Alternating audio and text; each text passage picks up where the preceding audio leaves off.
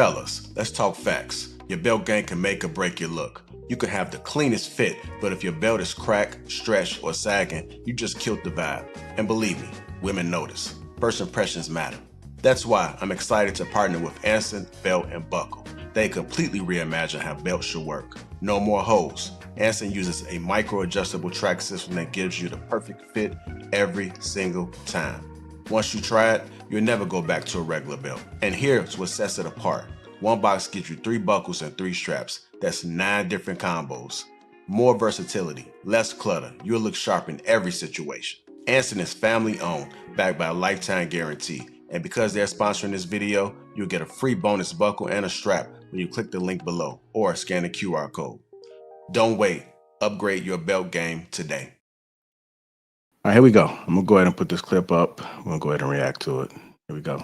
Can have sex just like men. This right here is the most dangerous lie that feminism has sold to millions of women. Feminism is always aiming for equality for women, and in many ways they have achieved that. They secured the right to vote, to have financial freedom, as well as the right to work. But as the battles have been won and equality has been achieved, the fervor for more equality has blinded them, where even inequalities that are biologically built in now need to be destroyed. This inequality is most apparent when it comes to sex. Sex is not the same for men and women, and it never can be because of the risks attached for each gender. Pregnancy, assault, and even getting killed are all real possibilities because at the end of the day, men are just stronger and more aggressive. And it's really hard to tell whether a man is going to honor you and take care of you because he's a good man versus a man who's just pretending to be a good man in order to have access to you. Previous generations solved this issue by recognizing sex as something very sacred, because it has the power to create life. So they treated a woman's body and trust as inviolate and relegated this union between man and woman to marriage. Why? Because marriage offered a whole bunch of security that a casual encounter just couldn't. There was safety in the contract of marriage. The man was legally bound to his wife as well as to his children and had the societal and financial responsibility for them. This gatekeeping of sex was really effective because it forced men to have to work for that privilege through marriage. They had to prove to be worthy of a woman, to be worthy of someone's daughter. They had to be financially responsible, have a good reputation in their society, and show a willingness to step up to those responsibilities. Now, of course, there were instances of just terrible men pretending to fit the bill, but overall, the system worked really well in protecting women, but more importantly, forcing men to grow up. Now, fast forward to today, where in our society, one of the biggest problems that we're facing is that men seem to be caught up in this perpetual arrested development. Even well into their 40s and 50s, there are these instances of adult toddlers, and cities like San Francisco and New York have turned into Neverland, where people really just don't have to grow up. The combination of dating apps as well as the proliferation of hookup culture has ended that noble act of men courting women and honestly turned sex into a commodity. They have reduced sex down to a meaningless act. The push to have sex like men was aimed to empower women, to help them claim their sexuality and throw off societal expectations. But has it actually helped women? Aimed at freeing women, the sexual revolution has actually freed men to use women, all while telling women to feel empowered by being disposable. All right, let's go ahead and get into it. First question. Did feminism go too far when it told women to have sex like men? Did feminism go too far when it told women to have sex like men?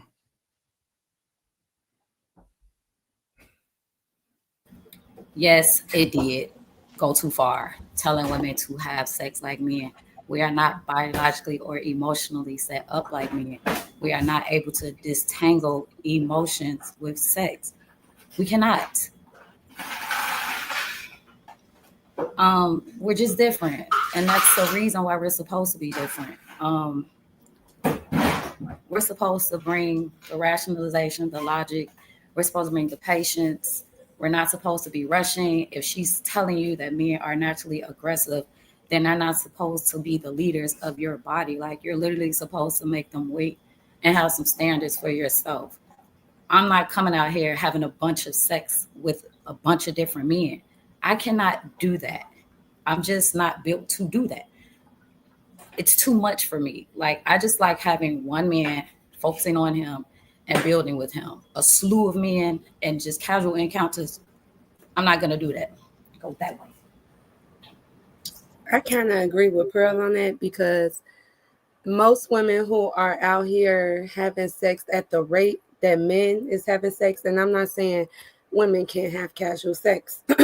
I'm not saying it in a healthy manner, but women cannot have sex the way that she's describing it at the same rate that men is having sex. I do think that has ruined society, because the average person does not think mature, like the average person, the way the average person thinks. I don't think that helps society at all. It made it worse. I've seen it just almost in everyday life. Girls will have sex with men and be like, okay, I'm gonna just leave it at this. But eventually she wants more because she feels like she's giving more. That's just who that's the energy our body holds. And when you do that, that definitely gives people access to you in a way that's not good. And most women be unhealthy and they be unhealed when doing that. They just take more on. It's not the same thing for women than it is for men. Go ahead, bro. You ain't shit. So, no. Mostly just because, oh, okay. Most women who have casual sex are not doing it at the rate of men because we are much more responsible with our bodies. Casual sex for women is not casual sex, is not the same as casual sex for men. For most of the women that do it, there are some that have sex at the rate of men, and it does not work out. So you all would be right in that case. But just because women are not waiting until marriage, just because women are choose to have sex with whoever they have sex with, however little or many it is, does not mean that it is unhealthy for the average woman. Because we all know that our bodies work the way our bodies work. And there are a lot of women who can responsibly do it without catching feelings or anything like that, because all women don't catch feelings behind sex. It just doesn't happen like that for a lot of women. I get women who it happens to. At my age, I don't have time for the sex don't mean nothing. Sex means something to me. That's why I don't do it casually. So I can take myself out of this situation and understand that there are women that do have sex casually without feelings, and it's just about sex, and it doesn't have to get complicated, and it doesn't have to, they do it responsibly. Like, I want us to decenter ourselves and understand that there is a world where this happens. Um, that's just my opinion. That is my experience. I have worked with women for 20 something years. And so I have a lot of experience with how women conduct themselves in this way. So I know that this happens. And I know that women are not just out here willy-nilly doing stuff at a high rate. There are a lot of professional women that do not have time for relationships. And so sex is sex to them. And it doesn't mean anything except you cool, I'm cool, we clean. And so let's get it. But that's just for me. And I learned a lot about feminism yesterday that tells me that women who look like me just are not a part of this whole promiscuity thing in the way that people think they are. I learned a whole lot yesterday. And I feel like I get what you're saying. That's why I had made the comment I said. But overall, I feel like saying that is kind of like playing devil's advocate, because the way that it has affected society, it really has women, because a lot of women are trying to be that now. Because although it does empower few women, when women try too hard to embody that, that's when we get the culture that we got today, you know? And they don't really understand the value in themselves and what they're doing. A lot of these younger women, they are assuming like, because I can admit, when I was younger, I didn't feel like I feel being older. The emotions, it wasn't like how it was. We were able to move a certain type of way. But reality is, once you hit them 30s, once you hit them, you know, them late 20s, biology starts kicking in. And that's when you realize, okay, I have to protect myself. So when we talk about like women, I'm thinking of like the women who hit that point, you know, not the ones who are ignorant and aren't able to experience it.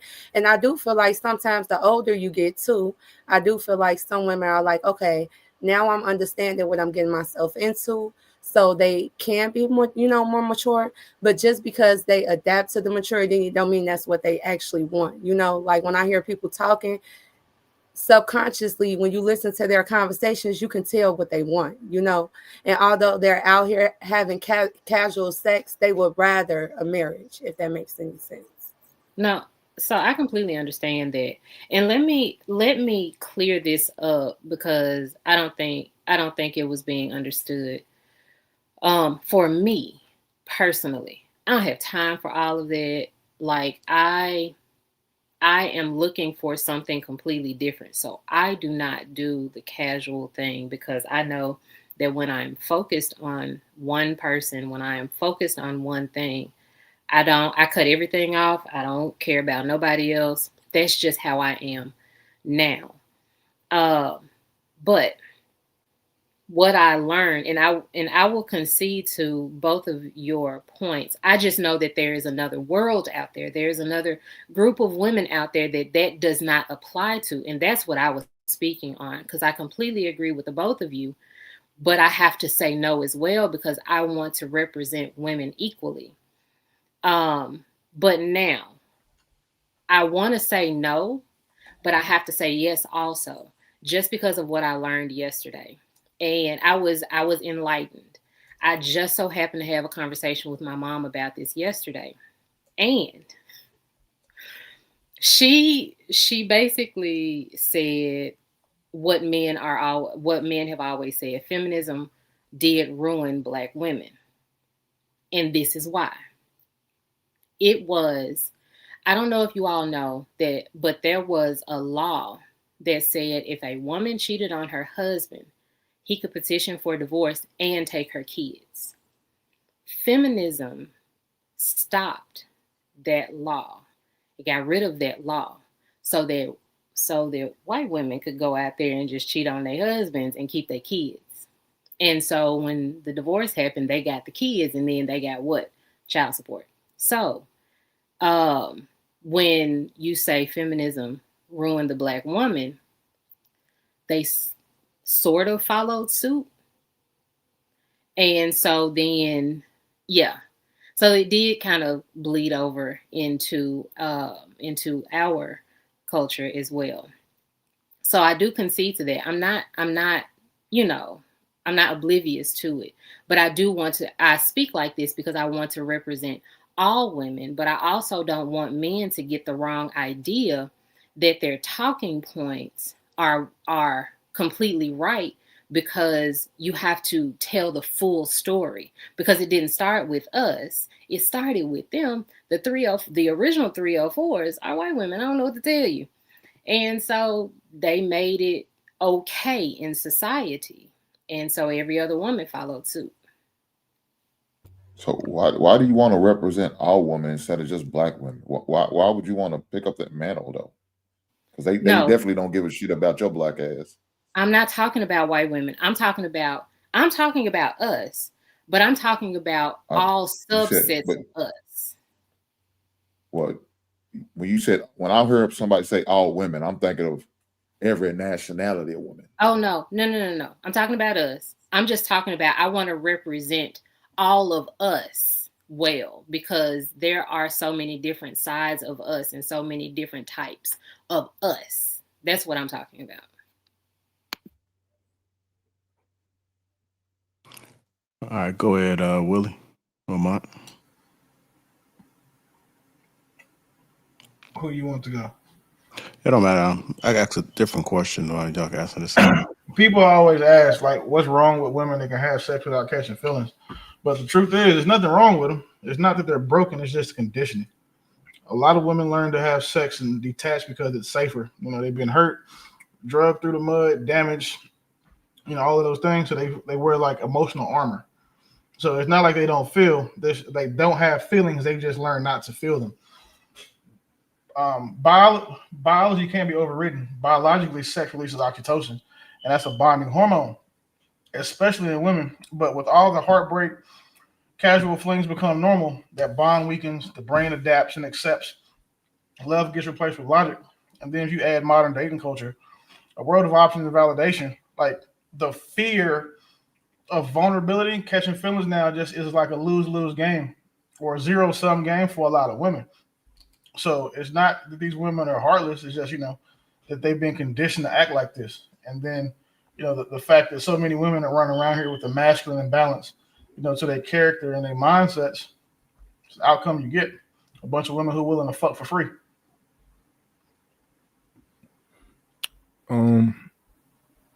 I was just processing this, and I guess so on one hand, I struggle believing some things that women say, because some of the things that women say, they don't even know what they're saying sometimes when it comes to like, oh, I can have sex and not catch feelings. In some instances, that would go in one ear and out the other because I don't believe them. But as I think about it, if you prepare a woman properly for the relationship that you're going to have, of it being strictly physical, if you do it the right way, I think that she can do it without catching feelings. But I think typically when we pursue women, we don't typically pursue them that way. And also, once we get into that sexual relationship, once you start to do things that they associate with relationships, then that's kind of when women their mind starts to go otherwhere, and they kind of start to loosen up and they start to let you in another way. But I think if you kind of kept hard boundaries, I do think maybe a woman could potentially have sex with a guy and not catch feelings. And also the amount that she likes the guy also plays a part in that. Every guy that a woman has sex with, she don't like that. So yeah. So you expect an emotional creature such as a woman not to catch no feelings at all? Is that what you're saying? You can train them to do that? Yeah. No, you cannot. No, you cannot. You absolutely cannot. No, Pearl. Dope said he can do it. Now he might got a superpower. I don't know. But Dope said he can do it. That's what he said now. It sounds good. It sounds real good. But we're not dogs. You can't train somebody. I'm sorry, Hank. You go. My bad. I want to ask a question. No, that's Dope. That ain't me. That's Dope. I ask you a question, Miss Pearl. Miss Pearl, a woman who sell pussy, do you think any of them catch feelings with anybody they're having sex with, or sometimes? I do. How often you think? Probably start with they John. Well, that's different. That's not they John. They pimp. Like that's a different relation. That's a different relationship. That's structurally designed in order to control you. I gotta, But in terms of just the men that the sheer numbers of men that they're having sex with, how many are like out of 1,000 do you think they kind of caught feelings for?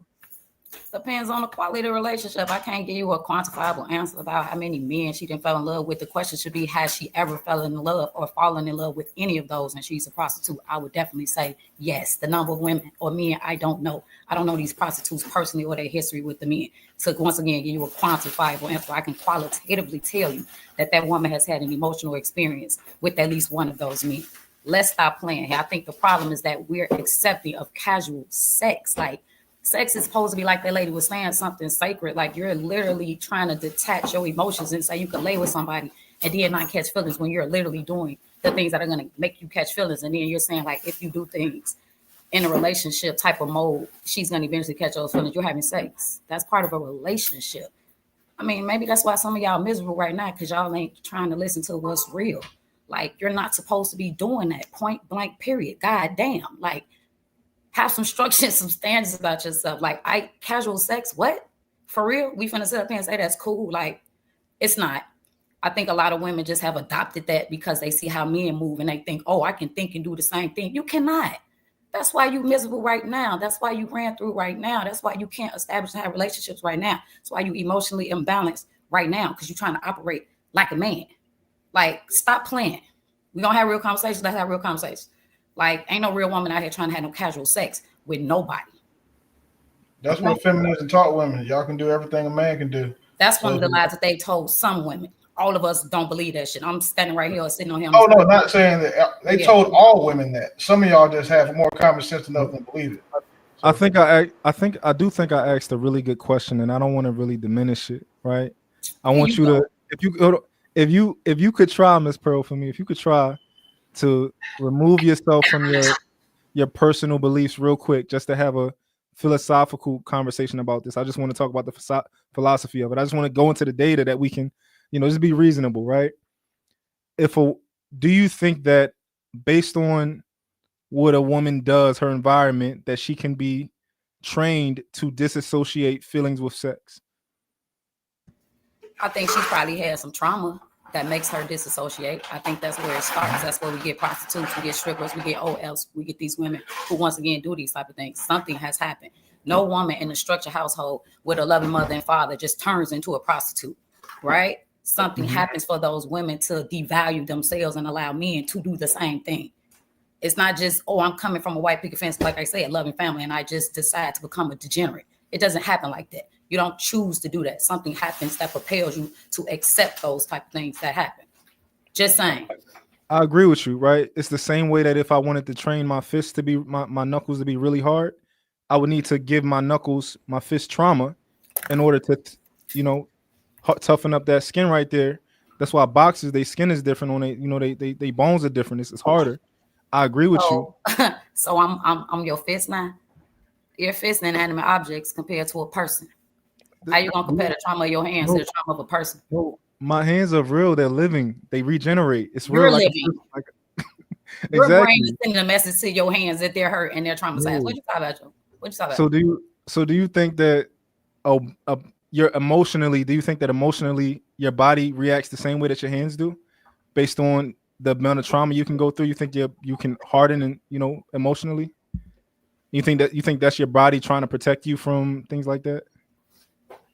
I'm just asking questions because we having a discussion. I want to know. You might prove me wrong, or you might change my mind. No, I think that's what I mean when I'm saying dissociation. That's sort of like a survival or a defense mechanism. You're dissociating, or you're allowing certain things to occur because you have, once again, this trauma that you have not healed from. Like, I don't know how many people just talk to prostitutes and see their life and understand who they are without just judging them. But I'm pretty sure, like I said, they didn't just choose to do that. It's probably like a very small percentage of women who are like that, because this is physics. Like, everybody not going to be on the same side of the spectrum, but that's a really low percentage. Like, those women shouldn't even be a part of the conversation. We're not talking about them. We're not even trying to reach them. We're supposed to reach the masses, the people who have sense, who are looking for some direction. Like, what we talking about? So I have a question. Do you feel like it's like that for like younger women too? Like in their 18, 19s? Because that's one thing I feel like a lot of people skip over that age when it comes to women. I remember, I'm not gonna lie, when I first had a guy touch my arm, it probably felt like what men go through on a daily basis. You know how they respond to sex. It's like you have those hormones that's just uncontrollable. And yes, some women, I'm not saying women out here just randomly having sex, but casual sex definitely happens a lot in the early adulthood of women. I think that's part of cultural messaging. I think that's a part of maybe some issues with parenting, because sex is almost taboo. Like, you avoid those conversations a lot of times with your children, or it's more just a don't do this, when the conversations could probably be a little more exclusive. I know those conversations don't happen a lot for us young ladies, and a lot of us are already fooled by that feminism, and we think once we become 17, 18, or we're grown, that we start doing shit that we ain't supposed to be doing. It's sort of like you start cursing, right? Or you start throwing the rocks at the cars. Well, that's different. When I'm saying like you being horny is different than you you cursing. Like you Okay, get so literally like a biological response. You know that feeling, that warm feeling when everything gets warm, your coochie get wet for the first time. It's a whole new feeling, and everybody knows that feeling. So to make it seem like, and that's what I think society gets wrong. They get wrong the fact that women at that young age is supposed to know how to contain those hormones, and then women make certain mistakes, and now they're subjugated to thinking, oh, now I'm this type of woman because I made this type of mistake, or that I have these type of feelings. it's not the feelings. We all had those feelings. But at the same time, you have been taught. Somebody along the way has told you those lessons. They told you about the sweet nothings. They told you to not let the man to, like, what was it? Don't let them sample the milk without buying a cow. Like, there's several But the games. same way they tell boys to wrap it up, but they still around here busting and creating kids. Just It's like the they same tell us thing. double Make standards. it seem like it's not double standards. I It is understand double double standards. standards and what we're supposed to represent, but I'm not talking about what's supposed to happen. I'm talking about what biologically happens and the We mistakes naturally that we have make. hormones. Because And remember the first stance that I took. The first stance that I took is I agree. I agree that the way that they say that we're supposed to explore those feelings is incorrect. The way that they say that we're supposed to go about those feelings, 100%. I said that's incorrect. The way that they said it's just supposed to be that way and we're not supposed to learn how to contain them, I said that's correct. But I said to make it seem like that what's actually happening is happening just because, oh, they just didn't have a two-parent household. No, I know plenty of my friends that's married today that their husbands don't know nothing about their past, but I do. But because they had two-parent households, they knew how to go about what they were doing. That's the thing. And those women don't never tell about what they did. They just made it look nice. You know what okay, I'm so saying? these But what undercover really be hoes, happening with basically. women, they really be out here. Okay, but you basically just described some undercover hoes. Like they've been doing a bunch of shit that they never revealed to their husband. That's like No, it okay. wasn't undercover hoes. I My mean, friends, if they from 18 to 21, yes, they were having casual sex with one person. Like I said, Bohem said it. There's women out here that knows how to do it in a respectable way. it's Mo- not always about I how want many to respond men. too. I'm sorry, JI. It's not always about the number of men you're sleeping with. It's you separating. There's no emotional connection with that. Like if she's just having sex with that one guy, that's still an emotional connection with him at some point. Y'all just on and off. Like there is no, oh, I just had sex with this guy. He don't mean nothing to me. There are women who do that. I know they do. I don't even call them women. I don't. That's a female. She damn near operating like an animal. But women, we don't operate like that. We know we have hormones, we know we have feelings, we know we get turned on, but we have standards and we have self-control. I'm not just out here trying to willy-dilly-nilly everybody. And a lot of people don't have those conversations. A lot of us women, even when we're those teenagers, we're just out there reckless and disobedient. It's not like we ain't been given a game. We just choose not to follow that shit. And then you try to hide it and hope that ain't nobody gonna know, and the guys ain't gonna say nothing, and your girls ain't gonna say nothing. And you eventually, again, try to tell yourself that you gonna rewrite the game or that your rules or the rules shouldn't apply to you. It's not gonna be subjugated. If you do the same thing that prostitutes and sluts and slut buckets do, that's what you're gonna be considered as. You don't get a pass. That's just what I'm saying. Like, I know it happens, just like we all know it happens. But just because it happens, I'm not finna say that that's a commonality that I'm about to accept, because I'm not. I'm gonna always kick that shit out the door. Just stop doing that because you're not getting no real results. You're not. So we're gonna revisit the conversation. Maybe we should be doing something different. Again, I know it happens, but that's the conversation that maybe we should be having. Maybe it shouldn't be happening. Just saying. All right, I know Bo want to respond. She had a hand raised up in the back, and then let's get some other folks in there. So I'm usually always the one that agrees with a lot of your perspectives, but I always want to highlight that there is another truth.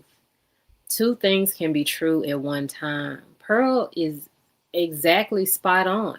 And I won't say that she's wrong about any of it, except for the fact that she's othering people who choose to do what they do by calling them females. That's the only thing that I don't agree with, because just like I don't agree with calling men boys for the sake of trying to other them. They are also men, and these are also women. They just are doing things that we would not normally do. So that's the only thing that I don't agree with.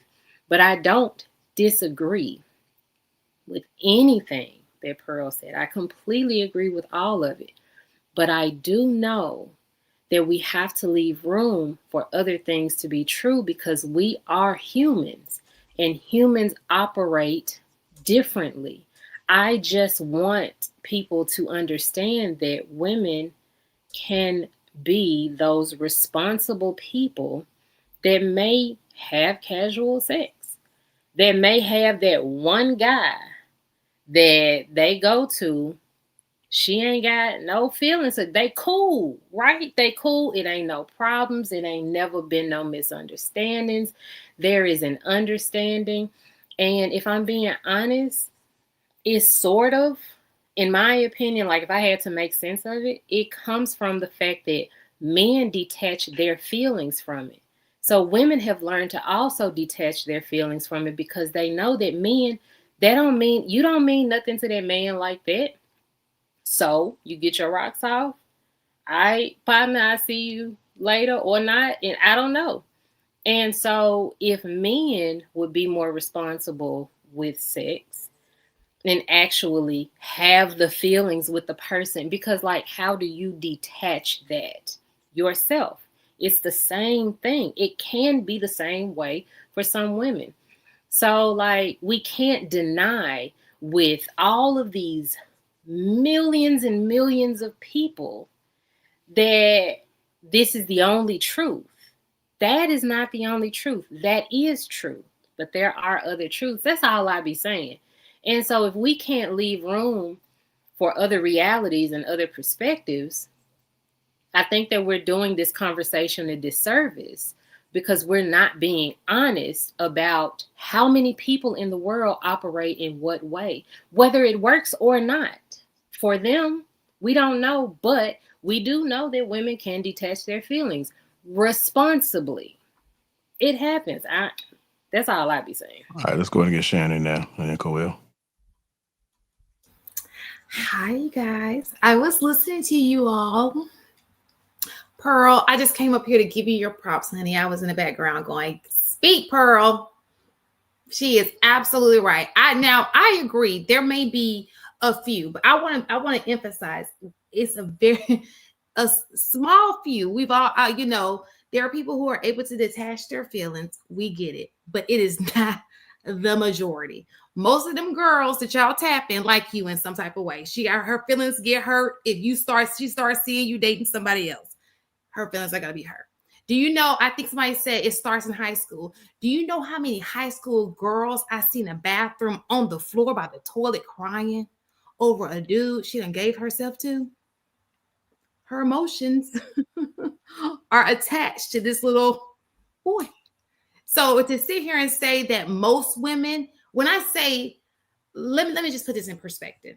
If you have 10 women, you may have one who's able to detach. And trust me, that came from a long line of some things happening to her to the point where she can detach. Okay. It is not normal.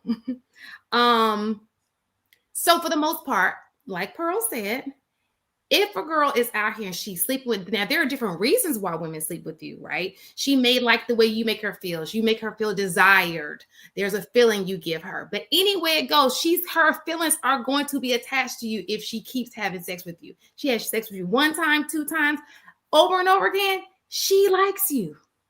You may not like her back, but deep down inside, she wants to be with you. Most women who open themselves to you want to be with you in some type of way.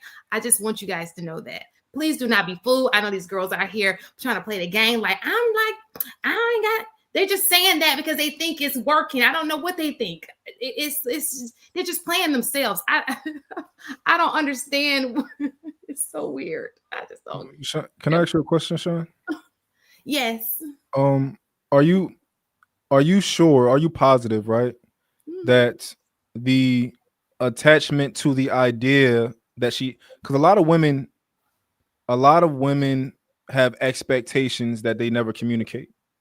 Sure. A lot of women envision things that they never tell you that they're envisioning. Do you think that it could be possible that part of this attachment is tied to the idea that she had of you and what you could be and what everything could have been with you versus like just the pure act of sex? Or is it I had sex with a guy that I liked and I thought he liked me back and I was thinking, oh, let's go do this, let's kind of move in this direction, and then they find out that that dream is a lie? Is that, do you think that plays a part? Sure. Sounds pretty accurate. Sure. You know, women do have this thing where they'll start thinking like, oh, could he be my husband? Like, oh, can I see myself with him? And then they open themselves to you, and then they carry on this dream in their head, even though you're like, that's not what I see. That's not what I see. They're like, oh, he'll change his mind. I'll just lay it down on him, play the little role, the little, you know, the little mouse kit, whatever that little game is they play, and they lose every single time. So I don't understand why they keep doing it. I just don't understand. But yeah, it all starts with a delusion, like a little fairy tale they made up in their minds. Yeah. And then when he gets another girlfriend, then that's when they get all crazy and it's like, you know, I mean, think about when you try to leave a woman, the emotions that come with that. When she sees you with somebody else, blocking is an emotion. If she has to block you, that means she's mad at you, right? That means you're not friends anymore. So all of these little things, even if it's not dramatic, it's a sign that she was attached to you in some type of way. And now she's angry. She's whatever. That should show you that her emotions were involved. She's not just your friend. Yeah. You know, I think even in casual sex, a lot of people hate each other and they don't know that the other person they having sex with kind of hates them. And I'll give you an example. Like, and that could be part of the expectation that the girl, like a girl can have casual sex with you and just have the expectation that y'all going to be cool, right? And then she finds out, oh, like I'm talking to my man. I'm saying like, yo, I did her dirty last night in the car, like type shit. I'm showing him a video. I'm doing all that type of stuff, right? And you would only do this to somebody that you dislike to try to embarrass them to another person. Like if you had do something with a girl and she like, yo, that nigga ate my box last night. I ain't give him no box. He ain't get no box from me, but he ate it. And I'm gonna tell all my friends, like I'm trying to embarrass you, right? So to some degree, you're having sex with people who don't even like you, because people will go behind you and try to embarrass you to other people. But the mere fact that you find out somebody doesn't like you could be unraveling a expectation that you had that, oh, this maybe we're just friends and we're cool, if that makes sense. You lost me a little bit, but did everybody else catch it? That's all that matters. No, hell Bro, no. Nobody caught that shit. Bro, that's nobody caught that bullshit. That's super cap. The thing is, I want to understand though, but you are a genuine person. You want to understand what I said. I do. No, you really don't. You really don't. Because right now, my has moved off his point as talking about he can change every woman into not having feelings with sex. She's just dumb. That's what Mott said. This is where it originated from. Is this not where it originated from, brother? Is this not where it originated from? I don't know what you asked. What you asked? Oh, come on. You said that you can train a woman of not having feelings or emotion, just have casual sex on a regular without having feelings. That's what you said.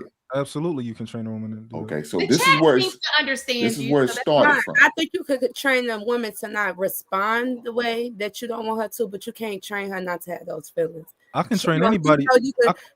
You could tell a woman you don't want to be with her, but you could tell subtly she's thinking about it and she's just not reacting to it. You can that woman be having those feelings. You can't train her to do nothing. If she gonna determine whether or not she like you. You can train. All you could do is train the way she responds to those feelings. You can train any person to not have feelings. No, you can't. Not in the sense you're speaking. Maybe from like a child and you go through their abuse and the same thing they do in the army, but you're not having that much control over her to be able to train her not to have. You don't think men had a type of control like the army has over soldiers on women? Not to that capacity, not to control her emotions. No. Why do we keep using the army and military in these terrible ass examples? You don't know what pimping is. Yeah, because she's saying that you don't have control. Like y'all have no idea how human trafficking works. and like the control that these men have over these girls. We're talking about relationship wise. I'm not talking about human trafficking. We're talking about relationship wise. He said he can train the women he's fucking not to have emotions for him. I argued you can train the way she responds to her emotions, but you cannot train the way she feels about you. Okay, so let me just say this. Most women, so if you're talking about what he's talking about, what I can't see, but this is the difference. When a woman sees you, she's attracted to you, right? So that's the open door, like, okay, I can see myself with him. That's where the delusion starts, right? So when she opens herself to you, that is carrying on. She has something for you. Now, if you were in a situation where unfortunately is taken, that's a totally different. It didn't start with attraction. All of that was taken out. Most people, when you are having intercourse with a man, it starts with, okay, this guy, he's attractive. You know what I'm saying? And it moves forward. There's steps to this, right? Most people are just getting in a situation where it's taken and this guy's forcing himself. That's totally different. I don't think that's how most sex trafficking starts. I think it starts romantically a lot of times. It's like it starts romantically. Hey man, leave this alone, man. Let's leave this alone. God damn. I haven't researched it enough to know. One of my areas of expertise. Human trafficking does not start off romantically. The majority of the time. Well, ain't pimping human trafficking? We're talking. Damn. Let's go ahead and move off this. Let's move over. Let's move on. I'll tell you is this. Every of the 90,000 years of prison sentences, the task force that I was on was responsible for, maybe 400 and with the niggas that was having a romantic relationship with people.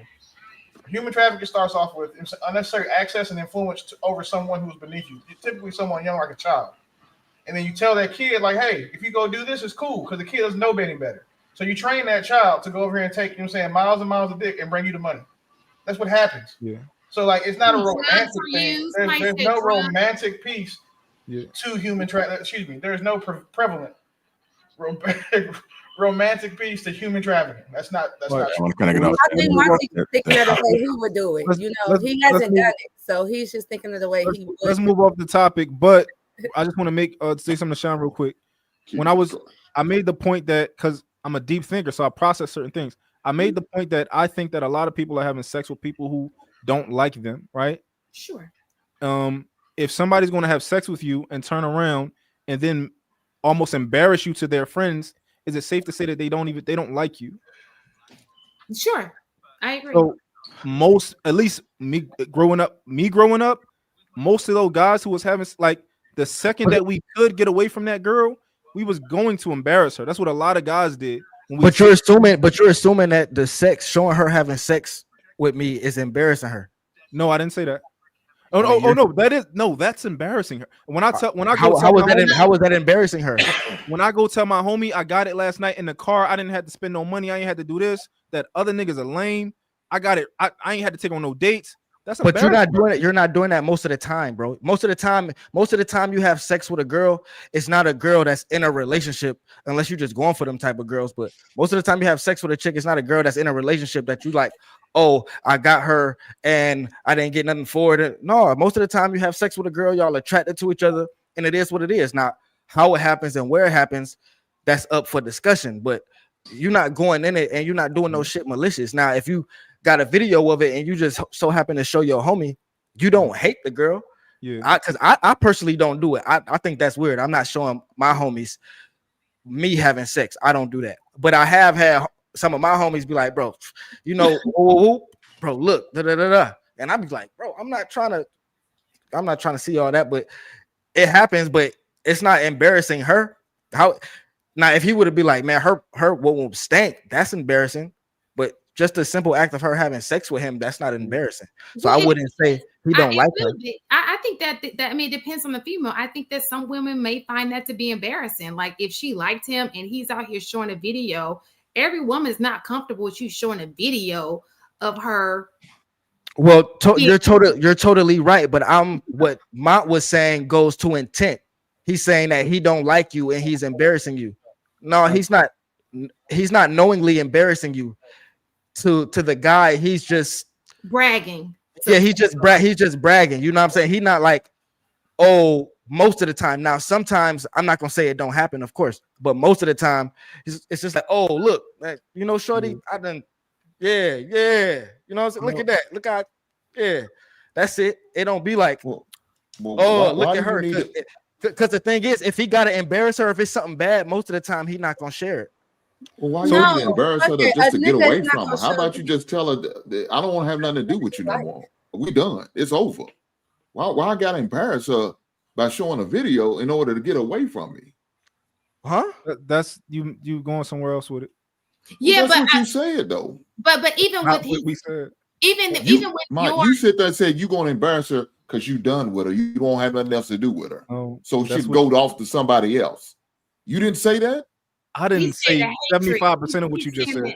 Yeah. He was saying so I would say this though. You were saying it from the guy's perspective. So I think guys have a different feeling when it comes to sexual intercourse than females, because I can guarantee you, even if you have hate for her, yes, she'll develop hate for you knowing that you hate her, right? And it may be a get back, but at the end of the day, that's going to be hurt there. You sitting there hating me. I just gave you my body and you just took it and you really hate me deep down inside. That's hurtful. Like, what? You understand what I'm saying? So from your standpoint, yeah, it's like, okay, I hate her, but I'm pretty sure she doesn't hate you. She didn't hate you when she slept with you. So she might hate you now. What was your purpose of you showing the video then? I'm not saying my purpose. I'm saying that's what a lot of people do with a lot of people that they're having sex with. The other person dislikes them and they don't know it. And that person may not know that they dislike you, right? But you're doing if a girl box stink, right? A lot of guys are going to tell somebody immediately. They're not going to say like, yo, maybe it was this, maybe it was that, caught on a bad day. They're going to go and tell somebody. I'm not talking about like mature. I'm not talking about that. But a lot of people are going to do that to embarrass you. This moment that they have something that they can embarrass you with, they will. Oh, she didn't shave. I'm telling everybody. Oh, like she. But like, why? That's how it is. Immaturity. It's you're talking about grown adults. You think grown adults do that? I'm not talking about some people. So what the hell are we talking about kids for? No, it's grown people who do that. I hear it on these chats. I mean, I hear it. Oh, they kids too. It's in a grown person's body. All right, I did have another question dealing with the clip that we just played. Was marriage actually protecting women or just controlling them? Protecting them. The thing is, man, look. True. Nowadays, women just want to be like men. It's a few things going on. It's women want to be like men, and instead of being women, they try to change men to be what they want them to be. I can't remember when I came on, somebody was saying something earlier. I can't remember who it was, but you can't change man. Man ain't gonna now just change to be how. Oh, it was Bo. Okay, men ain't gonna just change to be how women want them to be for a second. What is that noise? I need to mute, man. Whoever playing it, please. Okay, yeah, but damn, man ain't gonna just change to be how women want them to be to make women comfortable. Man been this way for years, hundreds of thousands of years.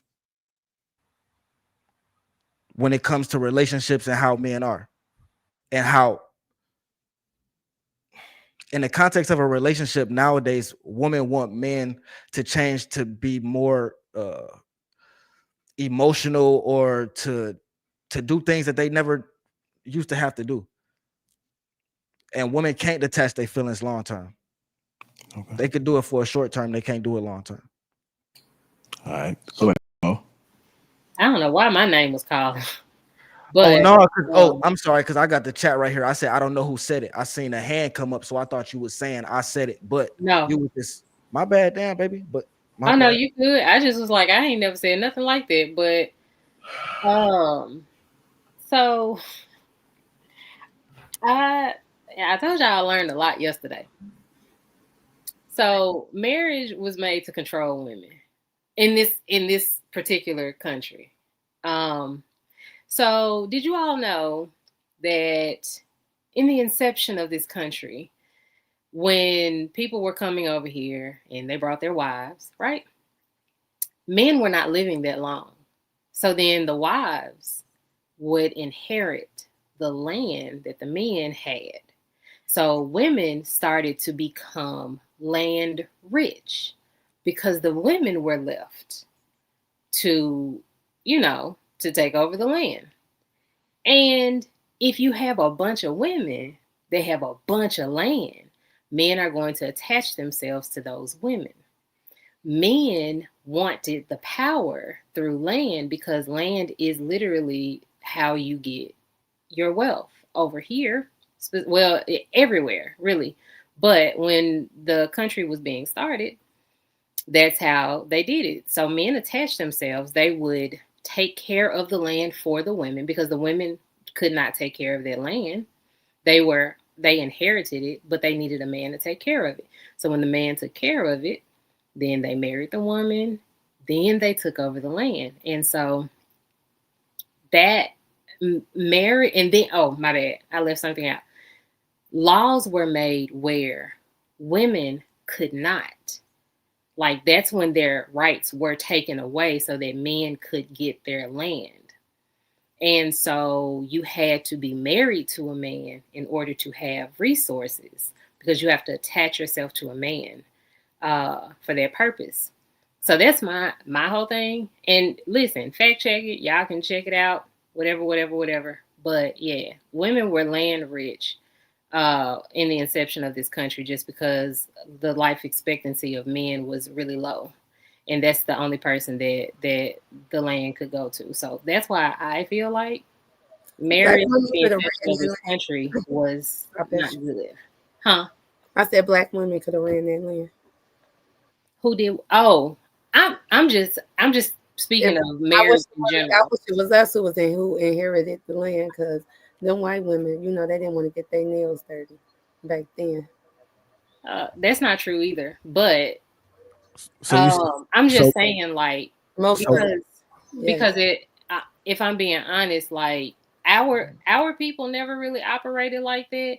But I'm just saying, like, if I'm speaking on marriage in general, that's why I brought all of that up. So in 2025, do you still think that though? What do you mean? That marriage is to control a woman? Is that? Do you still think that in 2025? On a certain level, sure. But at what percentage? I don't know. But yeah, I do still feel like men marry women to control them. Men are supposed to control everything. Y'all want them to. Yeah, I know you believe that. That's fine. What? Do you disagree with me? Hell yeah. Okay, how? Man. Marriage. Oh, okay, y'all got it. Go ahead. You disagree with me? Yes. The reason why I disagree with man ain't supposed to control. Okay, I'm not. Okay, that could be taken out of context. I'm not talking about literally everything. But women want a man to come in and know what he wants, know what he's doing, know where he's going, know what the mission is. That's what women want. They want a man to come in and lead. And if he don't know that, then I wouldn't even tell a woman she should be with him if he don't know where he's going, know what he wants, and all of those things.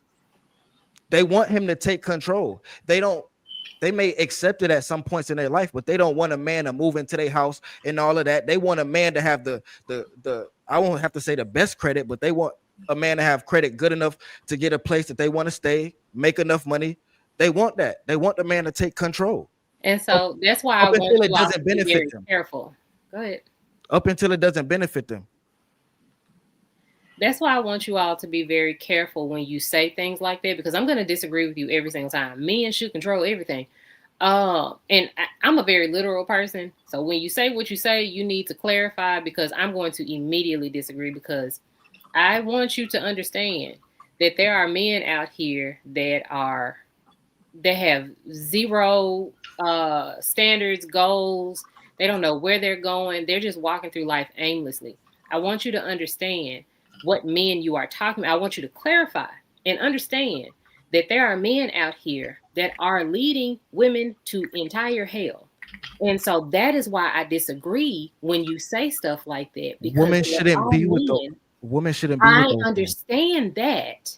But if you have If you are staring at a wall of 50 items and 45 of them are defective, why do you think, like, you can't get that excuse.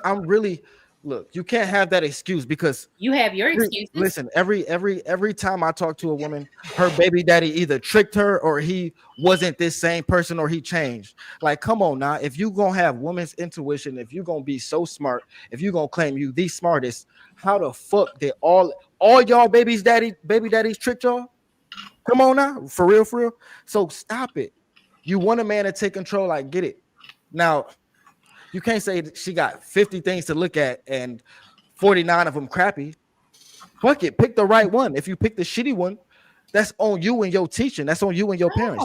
Just like if a man, just like if a man picks a girl that's fucked up for him, he must don't mentally have it all the way. We've all been there. We've all, as men, picked a girl. Well, most of us have picked a girl that wasn't good for us at some point in time.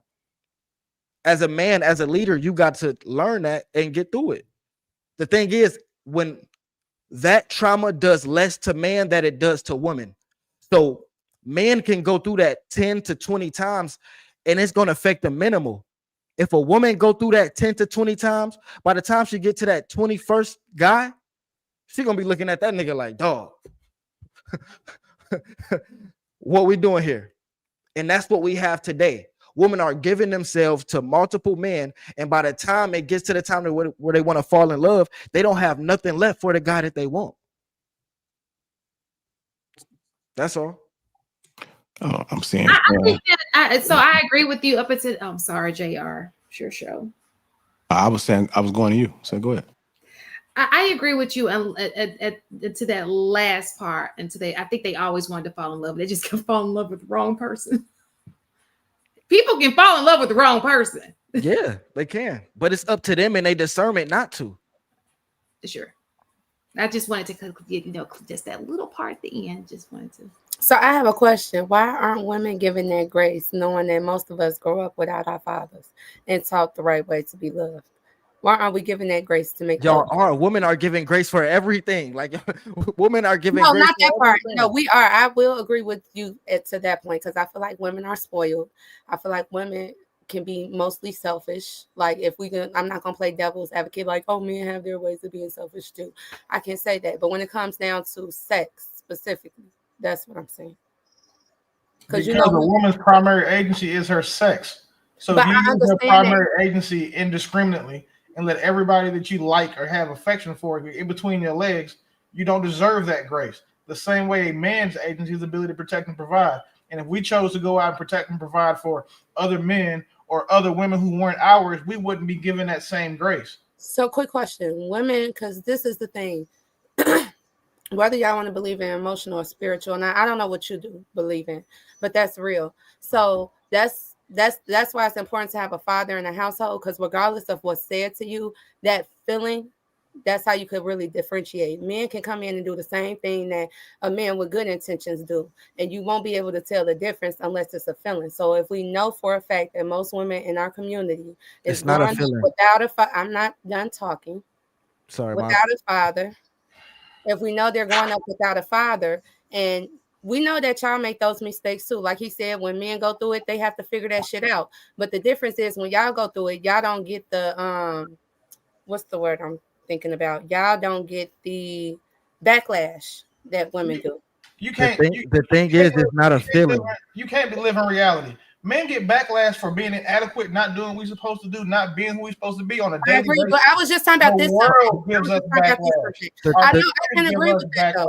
I can agree with that. I'm not going to take that from you, though. Wait, you just got mad at Buddy for interrupting you. Don't do the same thing to me. I'm sorry. I apologize. So, men get backlash constantly. Women are coddled and treated like children. Anytime y'all have shit like body positivity. But if a dude is short, y'all shame him. If you fat, we can't say shit to you. The majority of black women are obese. We talk about that, we're a problem. Or if we don't point out, what about the white women? Like, there is no world or there's no space in America where men don't receive backlash for anything that we are deemed necessary to do. There's not one. There is one for women in almost every sense of the word. Y'all don't get held accountable for being trash. Y'all don't get held accountable for raising the worst kids. You don't get accountable for promoting degenerate, ratchet bullshit, debauchery as far as calling it culture. And then you don't hold accountability, for how you treat men and how you don't respect men. But then you want the world to also give you grace as if you're like some retarded child who doesn't know what the right from wrong when y'all don't treat men right, or when y'all go out here picking the wrong niggas or having kids by 9 different guys. Like, what are we talking about right now? The thing is, let me respond to him real quick. What are you talking about? So because he decided to respond to me. So when you say that, it's like when you talking about women don't get the backlash for, because I do agree. I said that before you spoke. I do feel like women are selfish. But when you talk about something, they don't hold the accountability for the raising the kids wrong and all this other type of bullshit. That's like judging the fish on its ability to fly. That's not our jobs. That's not what we're supposed to do. We're just stepping up and doing it because we have to.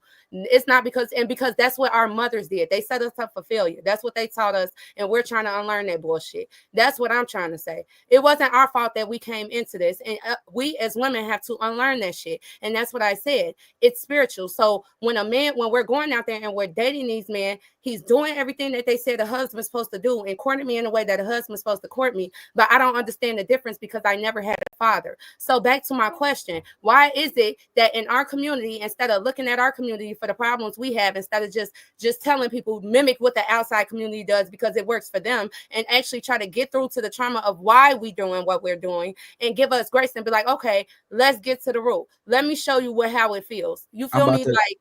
I'm about to tell you, guys, because it's self-inflicted. It's totally different. How can I put it? You said one thing. You said if you have a father and you don't, you'll know it when you meet a man based on a feeling. No, it's not about a feeling. Fuck the feeling. Fuck how you feel. It's about his fruit. It's about what he's doing. What do he have? Not how much does he have, but what is he doing? Not, oh, does he make me feel nice and does this feel right? It's like, okay, do I like this guy? Am I attracted to this guy? And then is he productive? Does he have some higher power that he abides to except for himself? That fuck how you feel. But all that because you can hold on, don't interrupt me, please. I don't want to tell you why, but damn. It's not about how you feel. It's because you could feel one way today and you could feel a different way next week, next month, and next year. What is he doing? That's the thing. Women get with men that ain't doing shit. Them niggas don't be doing shit. And once you in 3 years, you wondering like, damn, why you not doing shit? And now you stressing him about why he ain't doing shit. And he looking at you like, well, bitch, I ain't been doing shit. The fuck? Like, come on now. Like, women have to get with productive men. Period. Can you reclip like the last minute and replay what he said before he even got to the point where the man got a chance to be productive? He said she gets with this guy and she likes him. That's a feeling. But that's not enough. That's the point. And in my example, what did I say? She has 2 men that's doing the same thing. They're providing. They're both being productive. Well, it's on her as an adult. I understand that. That's up for us to learn, but we don't initially know it. You don't become an adult and you just know shit. That's not how humans work. We know either through experience. And most women who know that off bat as an adult had that experience as a child. Most of us know this. I don't know why we playing dumb. You said so when I brought up the fact that most Black women don't have a father to know this because they lack that experience, where is the grace? That's what I said. It's a lot of scolding. That's why a lot of these part I don't disagree with. Y'all can get through to them. I agree with you on the experience part. I was disagreeing on the feeling because most women, they move off their feelings and how they feel about this guy, and that's not enough. But I will agree that the experience of having a father will help. Yeah, I will agree with the experience. No, I agree, but that wasn't my example. That's why I had to say something. That wasn't my example. It was 2 guys that were being productive. All right, that's going to transition us into this next clip, which is very similar topic. Everybody good? Let me do a well-being check. Y'all good? Y'all need the woosah? Breathe in your nose. Yeah. I've heard. I didn't get to answer no questions as of right now, but that's okay. I'm a sharing type person. I don't mind sharing the mic. I'm starting to understand Hink so much more and how he is, the way he is on these panels. Like, I'm learning. Like, I was fairly quiet even this time because what the fuck. Go ahead, Hank and Willie.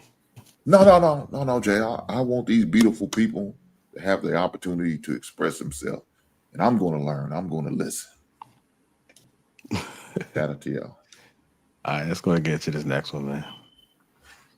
Where are the black men with the recipe for marriage? Because y'all ain't loud enough for me. We're definitely here. Y'all just don't listen, and you're not teachable. I heard a brother say this recently, that a lot of men want the position that being a husband carries, but don't want the work that is required to actually maintain and flourish in the position. What that means is y'all don't want to be sacrificial. And I get it, because some days I don't want to be sacrificial. But in order for that marriage to work, you have to die to yourself. You are the head, you are the leader, you are the man of the home. And so you are the one that sets the tone, which means you are responsible for the success and or the downfall of that household. Does that mean that the wife has to come and do her part too? 1,000%. But the reason we're not loud enough, quote unquote, is because the ones that make think pieces for content, for money, for rage baiting, and for views, it's because they're not giving you sound advice. They're not giving you sound advice because, of course, polarizing advice is going to go farther than the sound, wise counsel of men that are in the fight. And it's not really a fight, but in the thick of being in a marriage and trying to make it as successful as possible. And the number one thing that y'all don't want to do is die to yourself in order to serve your wife or in order to serve the marriage so that the marriage flourishes. You're much more, about to get upset, you're much more concerned about you personally flourishing instead of the marriage flourishing. And to be clear, that does not mean you don't get things that you want. I am not saying that, but I am saying that there has to come a priority list. And as the man, as the husband, there is a certain level of sacrifice and sacrificial love you have to be willing to give out in order that your marriage will flourish and be successful. But y'all don't want to do that. Let's go ahead and get into it. Do modern men really want to be husbands or just the title? Any man who wants to get married knowing that shit is a recipe for fucking disaster, it has to want to be a husband. I don't think that men are just going in here half-assed and saying, oh, well, you know what, I want to be a husband. We don't fucking benefit from that. Like, it's not like we get to the title and then all the benefit that women do. Women can, want to get married if they don't want to be a wife. A man can't do that because if we do, the marriage fails and we lose half our shit. Like, that's what men worry about. So I don't think that I don't think it makes sense for men to just arbitrarily want to be husbands without doing the work. Like it's almost like some reverse feminism shit. Like women saying that, if men can do it, we can do it too. Now it's men saying, well, if women can do it, we can do it too. So I don't want to be a husband, but I want the title. Like, next thing y'all gonna ask us, do like men want big weddings? Or like, do we plan our honeymoon and shit? Like this, it's just not realistic. Go ahead, Hank. So your question was, does modern men want to be married or they just want the title, right? Do modern men really want to be husbands or just want the title? I just want the title.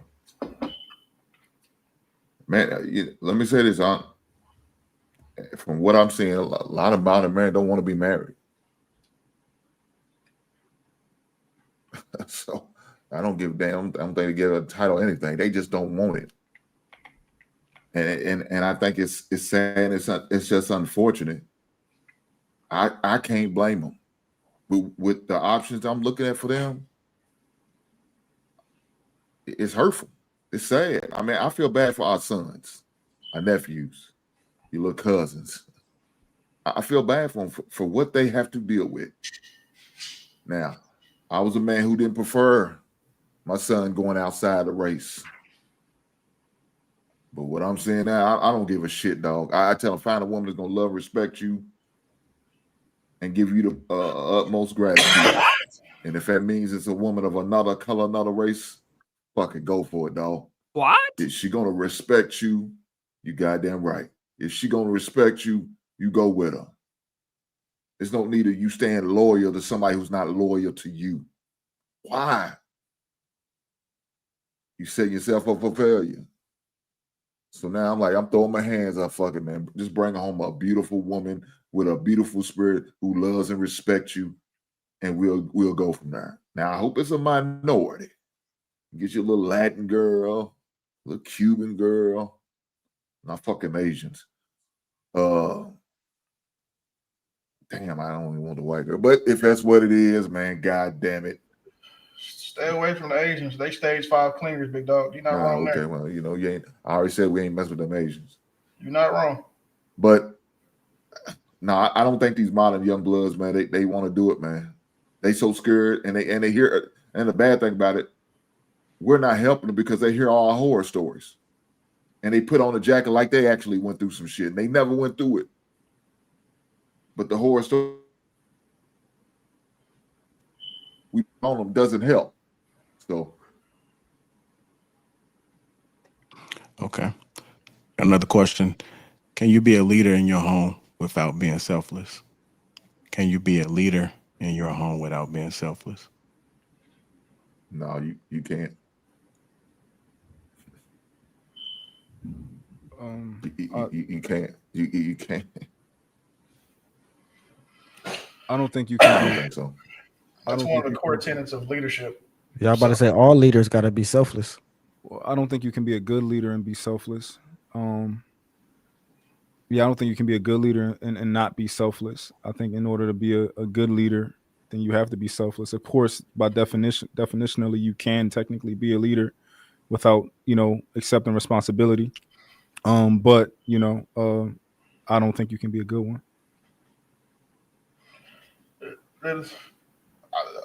We all know what selfless means. I do. So that's one. Does everybody else know what the word actually means? Yeah, I know what it means, but I know you do because you asked the question. Yeah, but I don't think people knew based off because I can tell the way they was looking. Yeah, it's like well, you got to you got to be willing to put somebody else's needs and wants before yours without like expecting to get some shit back. So now understanding that it should be common sense that a leader has to be selfless. So why was y'all surprised by the audience? Look, they're women. They're not selfish like that. I'm not. I so wouldn't. You should have been surprised by their response. Is that what you was looking for? It shouldn't have been. All right, go ahead, they love what. Oh, go ahead, man. Go ahead, man. Facts. I just wanted to add in about the selfless part. You should be exactly the way that he said. Only you should feel comfortable in doing that because you have a woman that's going to always make sure that you're straight. Like if you don't have a woman that respects you and that adores you and is going to make sure that you're always taken care of so that you can feel comfortable, like just like you all want us to feel comfortable resting in our femininity, we also want you to feel comfortable resting in that leadership position, knowing that we're going to always have your back. All right. I got another question for you guys. When a man puts his marriage before himself, does he lose his identity or find real purpose? I would say that a man should be in his purpose before he gets married, so his purpose coincides with his marriage. Hey, Jay, it cut out on my end. Could you repeat that question? I'm sorry. When a man puts his marriage before himself, does he lose his identity or find real purpose? I think it can depend on who you're married to, who you chose to be married to. Because I think you're supposed to put each other before yourself. Like I should be putting you, I should be being selfless. You should be being selfless. But also, what was I about to say? But yeah, I think both people should be serving each other in a marriage. But I do think that a part of your purpose should be like, if I make a lot of money, or if I'm a businessman, and and it's a part of our that should be structurally a part of our marriage.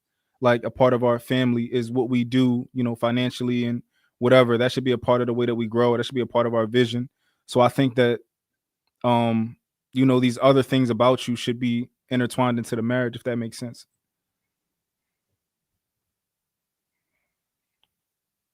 Anybody else? Shan?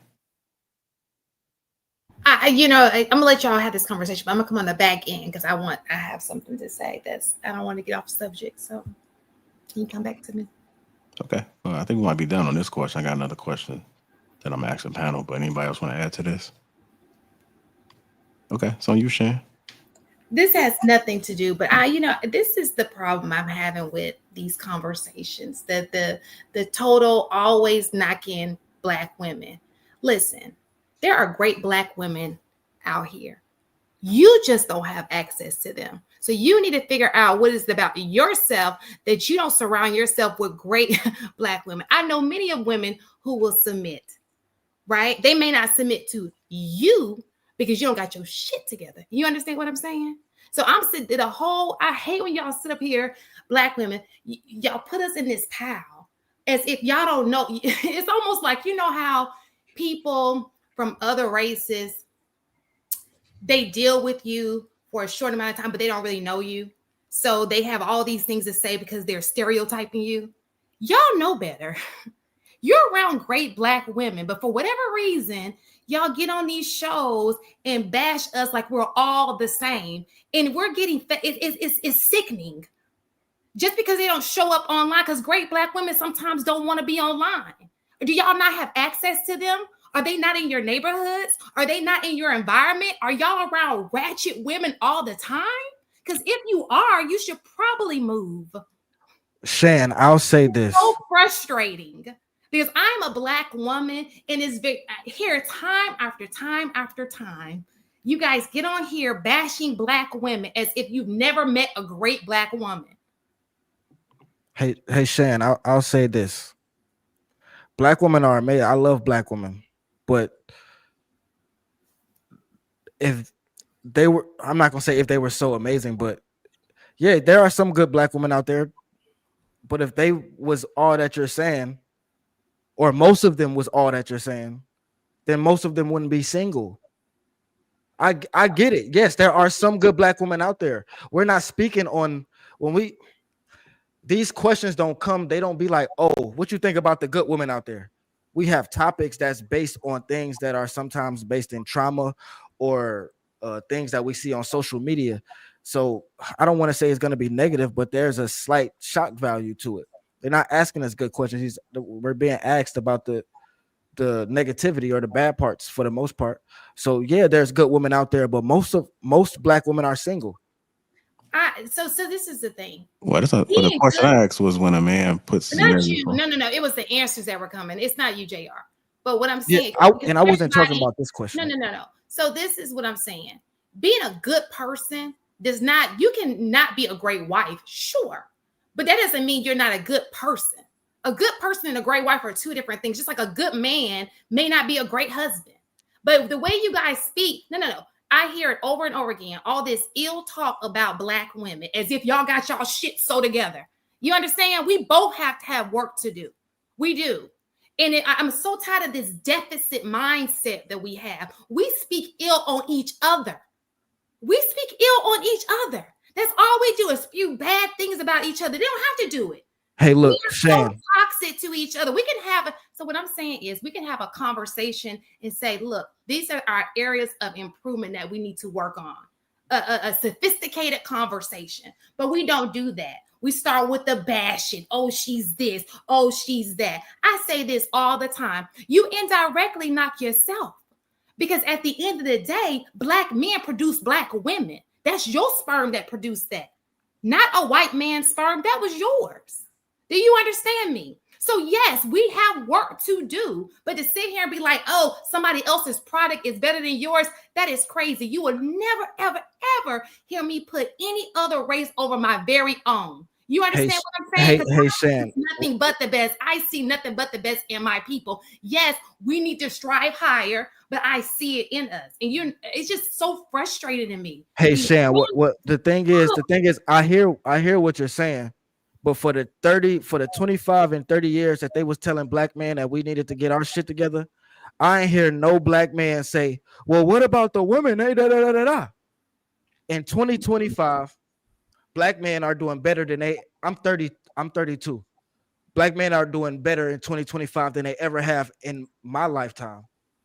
So if it's time for women to hear that y'all need to get y'all shit together, it ain't about to be no oh pity party. We both need to get it. No, we done got our shit together. Now we realize. See, the thing is, men have got their shit together, and we realize where the fuck we fucked up at, and it's letting women do what the fuck they want to do in a certain extent. It's letting women run the households. It's letting women run our community. We realize we fucked up. The younger man is realizing it's fucked up, and the older man is realizing they fucked up. So yeah, we're speaking on it, and we're speaking on where we see the fuck ups at, and the fuck ups is in a lot of the women and how they raising these kids. That's all it is. So it ain't gonna be, oh, both of us need to get our shit together. Yes, there are some men that need to get their shit together. Of course there is. But when you look online and you see most of the degeneracy, it's black women shaking their ass and it's young niggas killing each other that's being raised by a single woman. So no, we not about to say, yeah, we're in the wrong too. We know we've been here, we've been in the wrong for 40 years.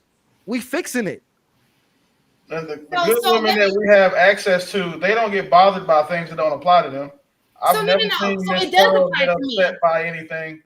I've never seen Di get upset about something that someone has said, and then they also don't say that anytime you say something negative about a black woman, regardless if it's true or not, they don't call it bashing.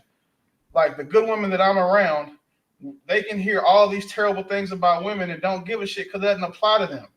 Get her. So what I'm saying to you is, if I'm talking to you and I say some black men, I'm not going to be offended by that. You don't say that. You say black women. So as a black woman, I'm in that pot you're speaking of, right? Mm-hmm. And if you're only acknowledging all the time black women, yes, you're directly talking about I am a black woman. I am not.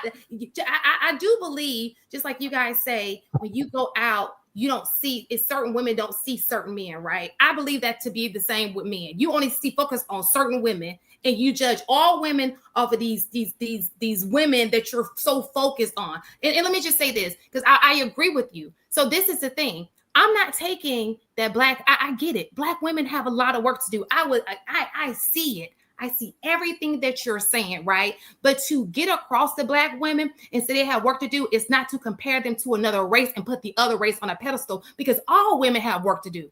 I'm not. They don't say women on a pedestal next to black women. You won't have no, not you, Willie. I'm not saying you, sweetheart. I'm just saying what I hear, the echo chamber, as if other women are pedestal, as if they don't do anything wrong. No, that's internalized. Black women internalize that when they hear men talk about this. No. You actually say these are the words that come out, sweetheart.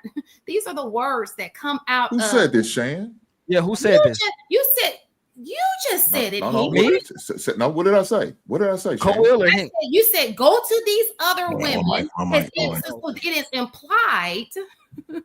You didn't say go to pick a better woman. Maybe you should go to church. Maybe you should go somewhere else and get out of your surroundings and choose a better woman. You said maybe you need to go to another culture to find a woman. Is that not what you said? Man, Hank was just talking shit, man. So what I'm saying, but it becomes, do you understand? If we're really trying to, please understand me. If we're really trying to say something, we cannot insult each other. The point is to have a conversation with each other so we can better understand each other, come up with a possible solution so that we can be on the same page and move forward.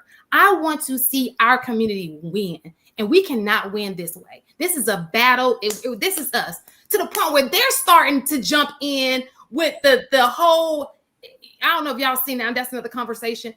Like, no. We should not be doing this. We can have lock his ass up. Lock his ass up. We can have a civilized conversation and not insult each other and talk about the real issue so we can solve the problem.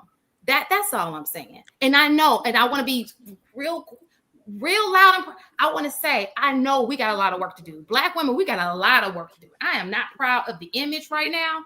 Absolutely. But I don't think that this is the way we get to where we need to be. I don't think that.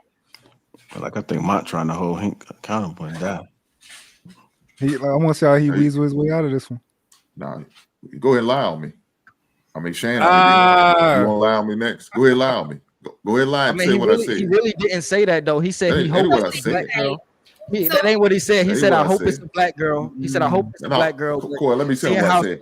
I said, he said, I hope it. So why even bring it in the conversation? I would never compare a black man to a black. No. It was to be insulting. Well, Shan, let me explain. You go to the source, right? You should go to the source, right?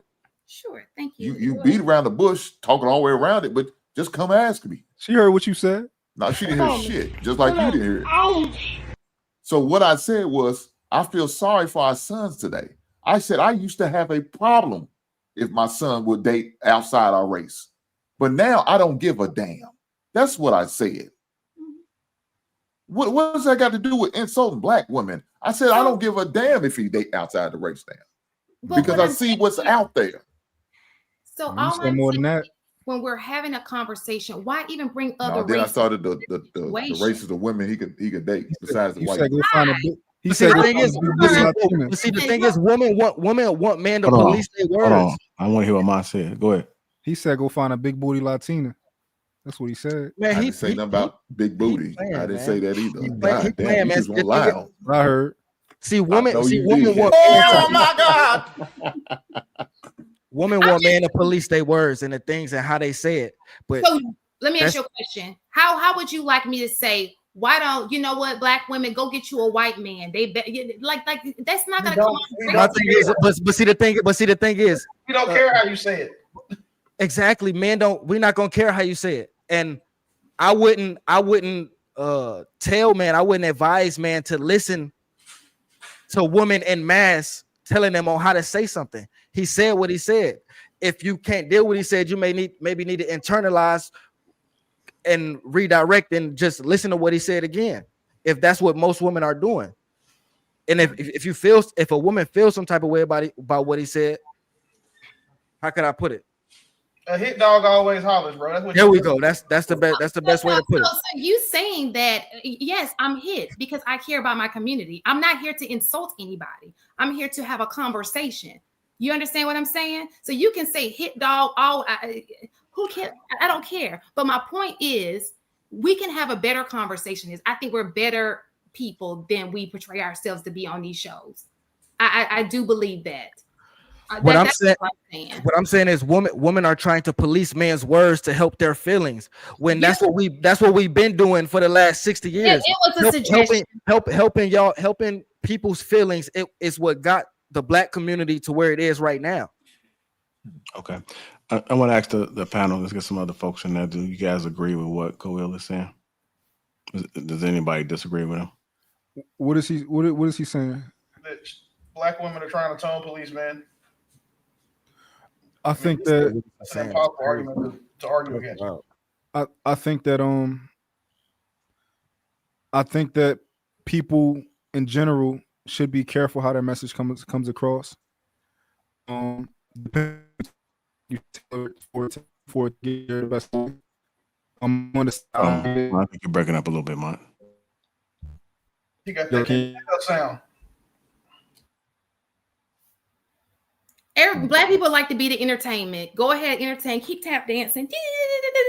Get all the views. Tap dance, tap dance, tap dance. We love to sign up to be the entertainment. Nobody ever wants to fix anything. You talking about me? I'm not talking about you, sweetie. I'm talking in general. I did not say you. I'm just saying in general. It's all a show. Put on a show. Jerry Springer. Woo woo woo. Like, come on. When it grow up, the degeneracy is like, stop. Please. We are so much better than this. That's all I am saying. Can you hear me yet? Yeah, we can. You go ahead. I think you froze again, though. I think it's better now. Yeah, you're good now. You can hear me now? Yes, sir. All right. No, what I was saying was, me in particular, I do think that people should be careful how they communicate, and I think that you should communicate tactically, depending on who you're talking to. I think that based on who you're talking to, you want your message to get across to them, and you want them to hear it. So I do think certain people take information differently, so you should be mindful of that. So yeah, I do think that you should tailor your message to certain people. And I do know that when there are moments where you shouldn't tailor your message because that's the best thing to do at that moment. But I think everything should be tactical when it comes to communicating. So I don't necessarily agree with the guys. I think that part of the problem that we have is that a lot of women don't feel like they're heard. And then if a woman doesn't feel like she's heard, she's going to check out. That doesn't mean that you got to do what she say. But I do believe that when a woman is talking to you, communicating to our man, she has to at least know that you heard her for y'all to move forward, in a positive way. Because a woman to check out, if she, not even a woman, a kid, anybody is going to check out if they feel like you're not listening. I know it's a second, like a older person, I can tell that they not listening to what I'm saying. They just think what they're saying is right, and they're not taking it in. Then I'm a check out. I ain't even going to pay them no mind. So that's how that works. All right, would you guys agree that makes logical sense? Hell no. Full of shit. Full of shit.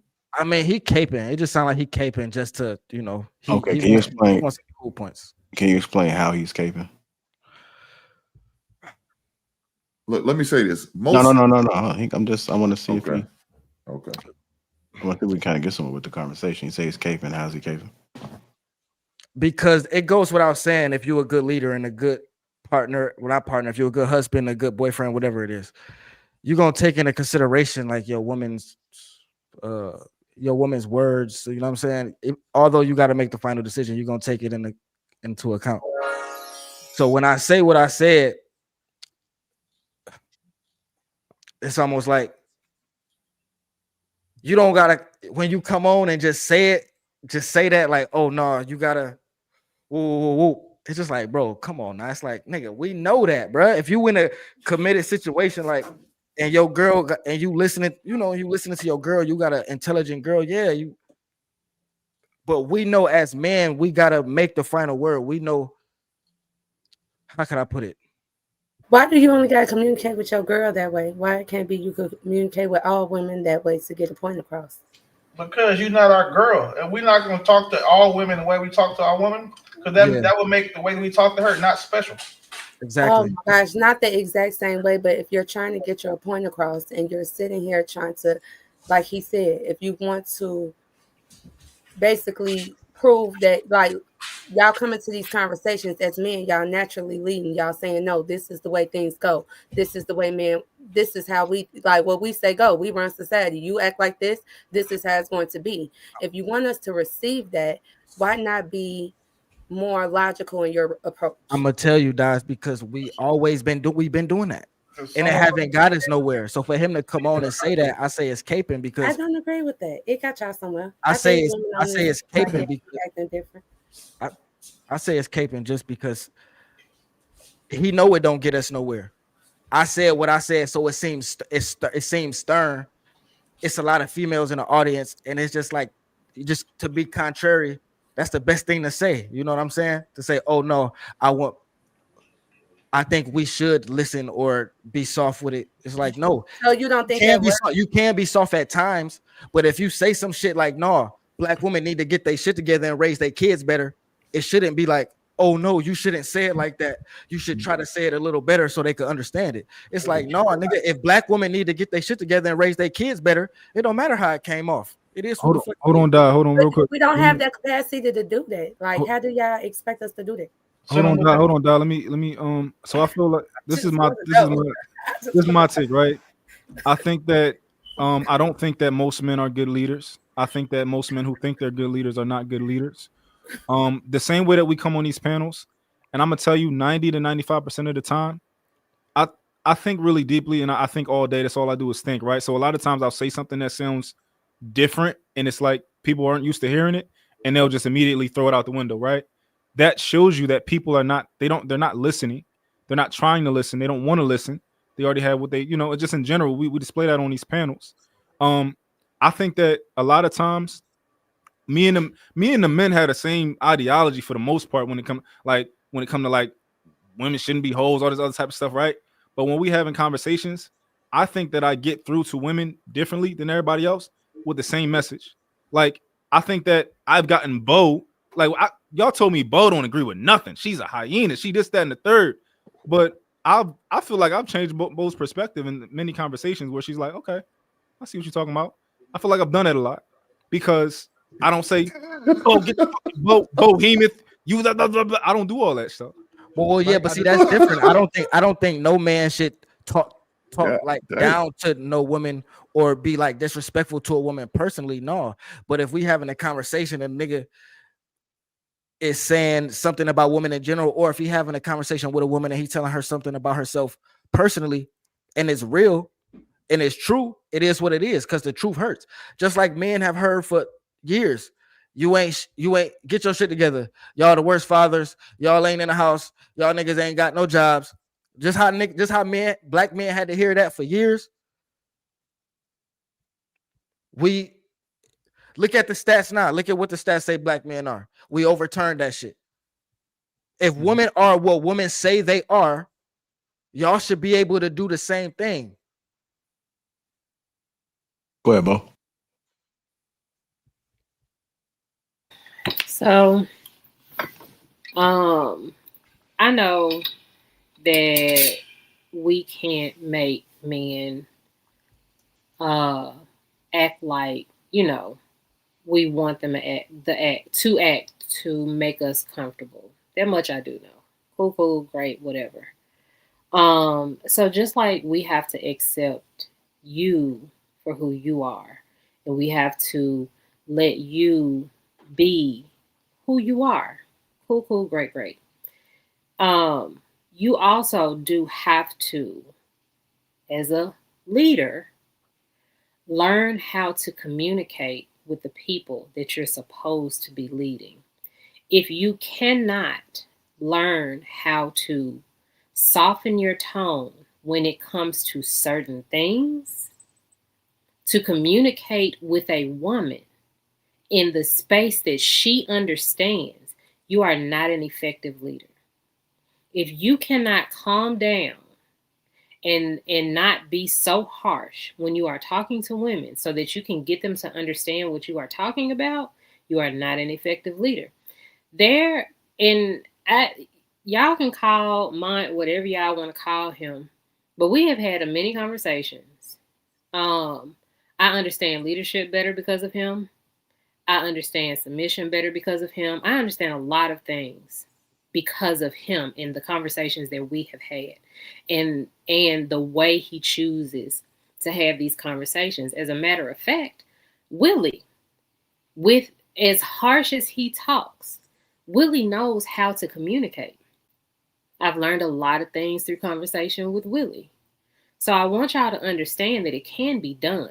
Men can be men, y'all can be stoic, y'all can be all of these things, but if you cannot learn how to communicate with women in the way that women understand, then you're not an effective leader. See, effective communicator, not leader. What I was. Well, yeah. See, the thing is, I understand exactly what you're saying, but that's saying that women want all men to treat them like they girl. Say if you in a group or you having a group discussion, we on a panel.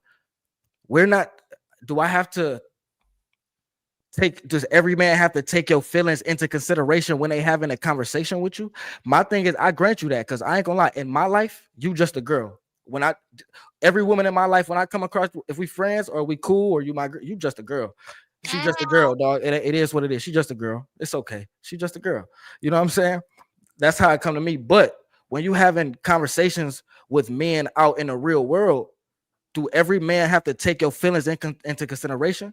Because granted, if they do, that's cool. But are y'all gonna start submitting to every man out there too? Because every man gotta take your feelings into consideration, once we having these just in common conversation, being cordial, okay, that's cool. But then it should come with respect on the other side, which, because I hear a woman say, well, I don't gotta do that for him. He's not my man. I don't gotta listen to him. He's not my man. I don't gotta submit to him. He's not my man. So if we gonna have to do these things for women that's not our girls, just to make y'all feel better, I'm cool with it. But our woman gonna do it the other way. I feel like automatically when I'm in the environment and a man talks to me and treats me like I'm a woman, I automatically treat him and give him the respect that he deserves as a man. Just like the security guards at the store. I make sure they address me, hey, you look beautiful today. You look nice, Miss Diamond. I like your afro. Well, bam. Okay, thank you, sir. I thank you. I respect you. You feel me? If he say, oh, I need you to come do this, I'm going to go do that. No questions asked. Even if the principal told me, oh, you could go do this. If he says, I didn't talk to the principal yet, I'm going to go sit back in the office until he go talk to the principal, because that's just the respect he deserves. If you consider that submission, that's, you feel me? I'm doing what he said. You feel me? And that's what that's what it is with the man that's around me. Even the fathers who come and volunteer, if they feel like it should go one way, I'm gonna sit down and talk to him, because first off, you came out and respected me as a woman, and when he talked to me, he's not yelling and trying to take control, but he's letting me know, like, Mr. Bell, I got a father in my class. He was like, I know I introduced myself as Dwayne, but I don't even feel comfortable doing that way. It's Mr. Bell from now on. I say, I get you. Trust me, it ain't no problem for me, Mr. Bell. And then if I slip up, he'll look at me and I'm like, I apologize, Mr. Bell. I immediately give him that respect, because how he went about telling me. He didn't immediately take what I did as disrespect and was like, well, what is you doing? And accuse me of being a certain character. He just let me know, hey, this is what I prefer. And I'm like, okay, I respect that because of how you came to me as a man. No, I totally agree. And don't get me wrong, I don't think no man should be talking down on a woman or like or even arguing with no woman. I don't do that. I'm just speaking about in the context of cordial conversations and the panel. If a man say black women need to do better at this, I don't think that's I don't think that's like, I don't think he need to watch. I don't think he need to watch. I don't think he need to watch his words on that. Now, if he was up here saying like black women is B's and H's and you know what I'm saying, and I throw him to the then I'd be like, whoa, that's kind of crazy. But so I think that you guys are missing the point that I was trying to make. There is nothing wrong with critiquing black women. We deal with each other, right? We'll never know anything is wrong if you don't give us honest criticism. I'm saying degrading black women while putting other women of other races on a pedestal is not fair in comparison. If you have a problem with black women, stick it to black women. Just have the conversation with us without throwing other people and comparing us. You understand what I'm saying? That's the problem that I have with the conversation. But my thing, as a man, if he feels like that's where he needs to take it to in the conversation, who are you to tell him that he shouldn't? You're right. It's a suggestion. I can't make you do anything, right? All I know is when I speak, I know I have conservative, outdated ways, right, about my thought process. But I know that I try not to be, I use my words wisely because I never want to be disrespectful to anybody on the panel. So I speak in a way that my message is heard, but I'm not insulting someone in the process because I feel that it'll be better received that way. That's something I consciously do when I'm on these panels. And it's just a suggestion. You don't have to follow it. I was just saying it would be nice if we could do that, have that same in return, if that makes sense. Men speak to women the way that women, based on how they present themselves. So when men are talking harshly to women, it's because those women are conducting themselves in a manner that warrants us talking to y'all that way. I'm never going to speak to a woman in a way that she doesn't, in a way contrary to how she depicts herself or presents herself online. So I'm also never going to talk to any other woman the way that I talk to my woman, with that same tenderness, care, and concern, because unfortunately, you're not my woman. That is reserved for her. The rest of y'all, as far as I'm concerned, the majority of y'all act like niggas. That's how I talk to y'all. But then there are a few women who conduct themselves with class, elegance, and are ladies. But we don't see them on these panels. We don't see them in these spaces. We don't see them in these videos where we are actually critiquing. So we have the commentary we have is based on what those women are, how they, what do you say, presented themselves. So I don't think it's like trying to tone police men never works. It never does. It shouldn't. And when it does start working, it's going to be even worse for men because now y'all going to start letting women dictate what y'all say and how you say it. And that's not a world that a man should want to live in. I'm saying because y'all looking at it like a small issue, like, oh, he just don't want to be nice to me. No, but in real life, once you get men to, in mass majority, to start policing their words just because women want them to, that's when you have men that will never be leaders anymore. Those will be bitch ass niggas. Y'all don't want that. See, because y'all looking at the smaller thing. Men see it as a macro issue. I think what women are, what they're saying is that they just want you to be a little bit more tactical. And I know at least for me, right? And it's not even just women, it's your kids, it's everybody, right? It's certain times when my son is at wrestling, right? It's certain times where I tell him like, nah, get back in there. Like, don't let him do that to you. Like, don't let him and I'm just like, yo, I don't care what you're telling me. Get up, get back in there. Don't let him do that, right? There's other moments where I gotta kind of like talk to him real quick, give him a kiss on the forehead, and I send him back in there, right? So it's different points that I think I communicate differently based on my objective, right? I don't talk for no reason personally. I think that when we talk, we should have a desired outcome. At least for me, I think men should be efficient, right?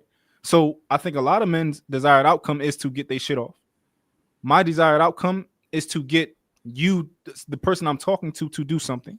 Whether I'm talking to a woman, I'm like, yo, I think that women should, you should be submissive to a man, right? Then I'm going to say that with the desired outcome for this woman to walk away being submissive to men. So right? That means that that's what you should do because that's your desired outcome. The men who are just trying to get their point across, they got to say, we ain't got to do shit else. And bro, and this works for kids, bro. None of these women are fucking kids. Of course, I'm gonna talk to my kids differently. Of course, I'm gonna talk to my kids with care, concern, and compassion because I'm a parent. But the rest of these motherfuckers are strangers on the internet, and we're sharing and bouncing opinions off of people. I don't owe nobody up here softness, tenderness, kindness, or concern.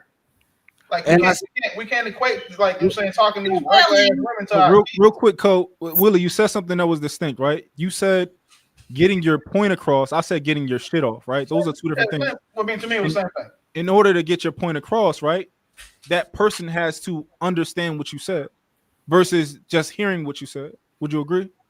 Sure. Okay, so that's all I'm saying is the desired outcome is for me to get my point across. I need to make sure that you heard what I said and you understand what I said. Like, for example, if I said that black women raised the worst fucking children on earth and supported with 15 different metrics, right? I'm saying the exact same thing if I was talking to someone like Miss Pearl, we having a conversation, and I'm like, well, black women produce the worst children because of this, this, and this. The tone, the cadence, everything changed based on how she conducts herself. And then 2, it doesn't apply to her. So I'm not talking about her. But again, say we got a panel here that sells pussy, and I'm talking about bitches that sell pussy. That's who I'm talking about. So I'm not finna softball that shit, but you sell pussy. Like, I'm sorry, you a hooker. Like, I'm not going to talk to her the same way I would talk to Shan or the same way I would talk to Bo or Miss Pearl because, again, neither one of them are doing. And I say it's caping because he going to say, no, I don't agree, and then say the same thing I said in a different way. But I feel I get your game. No, I see what you're doing, man. Like, why do you? Look here. Well, let me say something real fast because I don't talk a lot. I'll let y'all do all this goddamn talking. Y'all don't be saying shit. Just like my man Mont don't be saying shit. So one of the things is women are bad communicators. I don't know why he thinks they're great communicators because they know how to fucking talk, but they don't know how to listen. Part of communication is listening. It's a two-way street. It's just not one way. Now, most of these women want a man to be a goddamn sounding board. They really don't give a shit about what you got to say or think. They just want you to listen. So maybe you're a great listener. Shout out to you for being a great listener. But they're not. They say they're great communicators. That's a lie. They don't listen. They don't listen to shit. They won't let. As soon as you start talking and you say what you need to say, they will find a way to turn what you said, flip it around, and make it about them again. How the fuck are you consider yourself a goddamn great communicator, but you You turn around the whole conversation and make it about you. You're not even listening long enough to even let a man to get his point across. So how are you gonna sit there and say, "Oh, well, they're great communicators"? Men don't. No, men listen. Men pay attention. Most men. Let me say that. Most men listen and pay attention, and then they'll think about it, analyze what they say, and categorize as it needs to be categorized. Not women. They in the feeling that minute, they gonna get it all off, and then soon you say, "What's your thought about it?" As soon as you start telling it, as soon as you start talking about it, well, what about this? What about that? Man, you didn't let me finish. I couldn't get through with the first question you asked me because you turning this shit around. So how would you consider that a great communicator if they can't even take the time to listen? I wouldn't. I got $100 right now. I got $500 for somebody that showed me a clip of me saying women are great communicators. You just said it. $500 in y'all pocket. Whoever can. You just said it. You're gonna about to lose. Don't do that. Don't take that bet. Right now, Cash App, Zelle, whatever y'all want. Okay.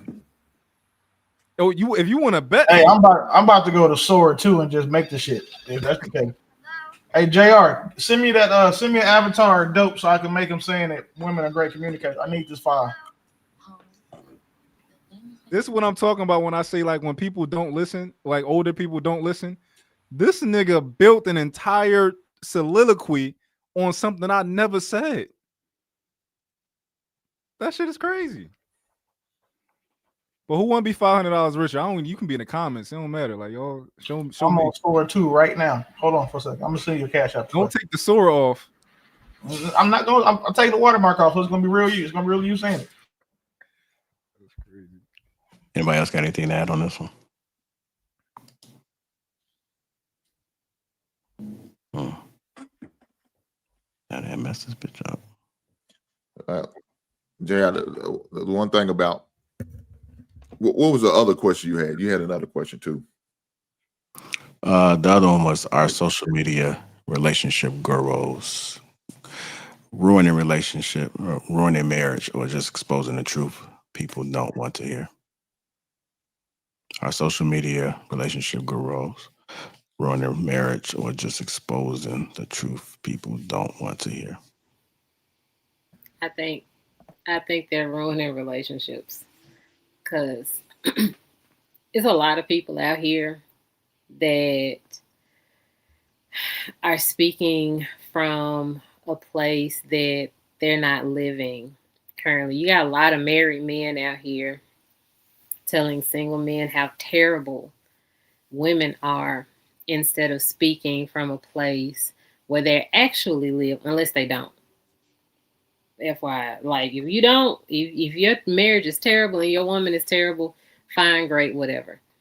But I just don't hear them telling men like what to look for. It's a whole lot of don't get this woman, don't get that woman. If the woman do this, then she not a good woman. It's always a lot of what you don't want instead of telling them what they should be looking out for. I hear too much negativity, and it's my opinion that if you focus on the negativity, then that's exactly what you're going to attract. But that's something else. But I think that they're not doing people any good by constantly speaking on the most negative things about relationships when they're trying to encourage people to be in relationships and marriages. I think a lot of people, not men and not just women, that speak on these things are really speaking from a place of hurt, maybe, possibly. And I think that they don't have real voices in their own world. So they get on the internet and tell people all of these things, all these fantastical, terrible things about relationships. And they're like, we need to value relationships more because people don't value relationships because it's too many 304s and all of this stupid shit. Instead of speaking more positively of it, how can we get to this relationship? Don't tell us what we need to stop doing. Tell us what we need to start doing. because if you don't have anything to look forward to, then the only thing you're going to be doing is excluding people the whole time. So, I don't know. That's just my opinion. All right. Anybody else? I think people who speak poorly on relationships are really, honestly, they typically men who either can't get women or they can't get like compliance from women. Because I would never even be in a relationship where I'm not getting compliance from a woman. Like that, it's not even an option for me. So I don't know. It's just not my experience. Of course, I know that they out there. Like I know it's plenty of women who I never like was with. You know, I just kind of like hit and quit because that wasn't the time. I would never be like that with that woman. So I don't, you know, I don't understand the idea of just speaking negatively on relationships. Typically, I think it comes from men who just they can't get compliance out of women.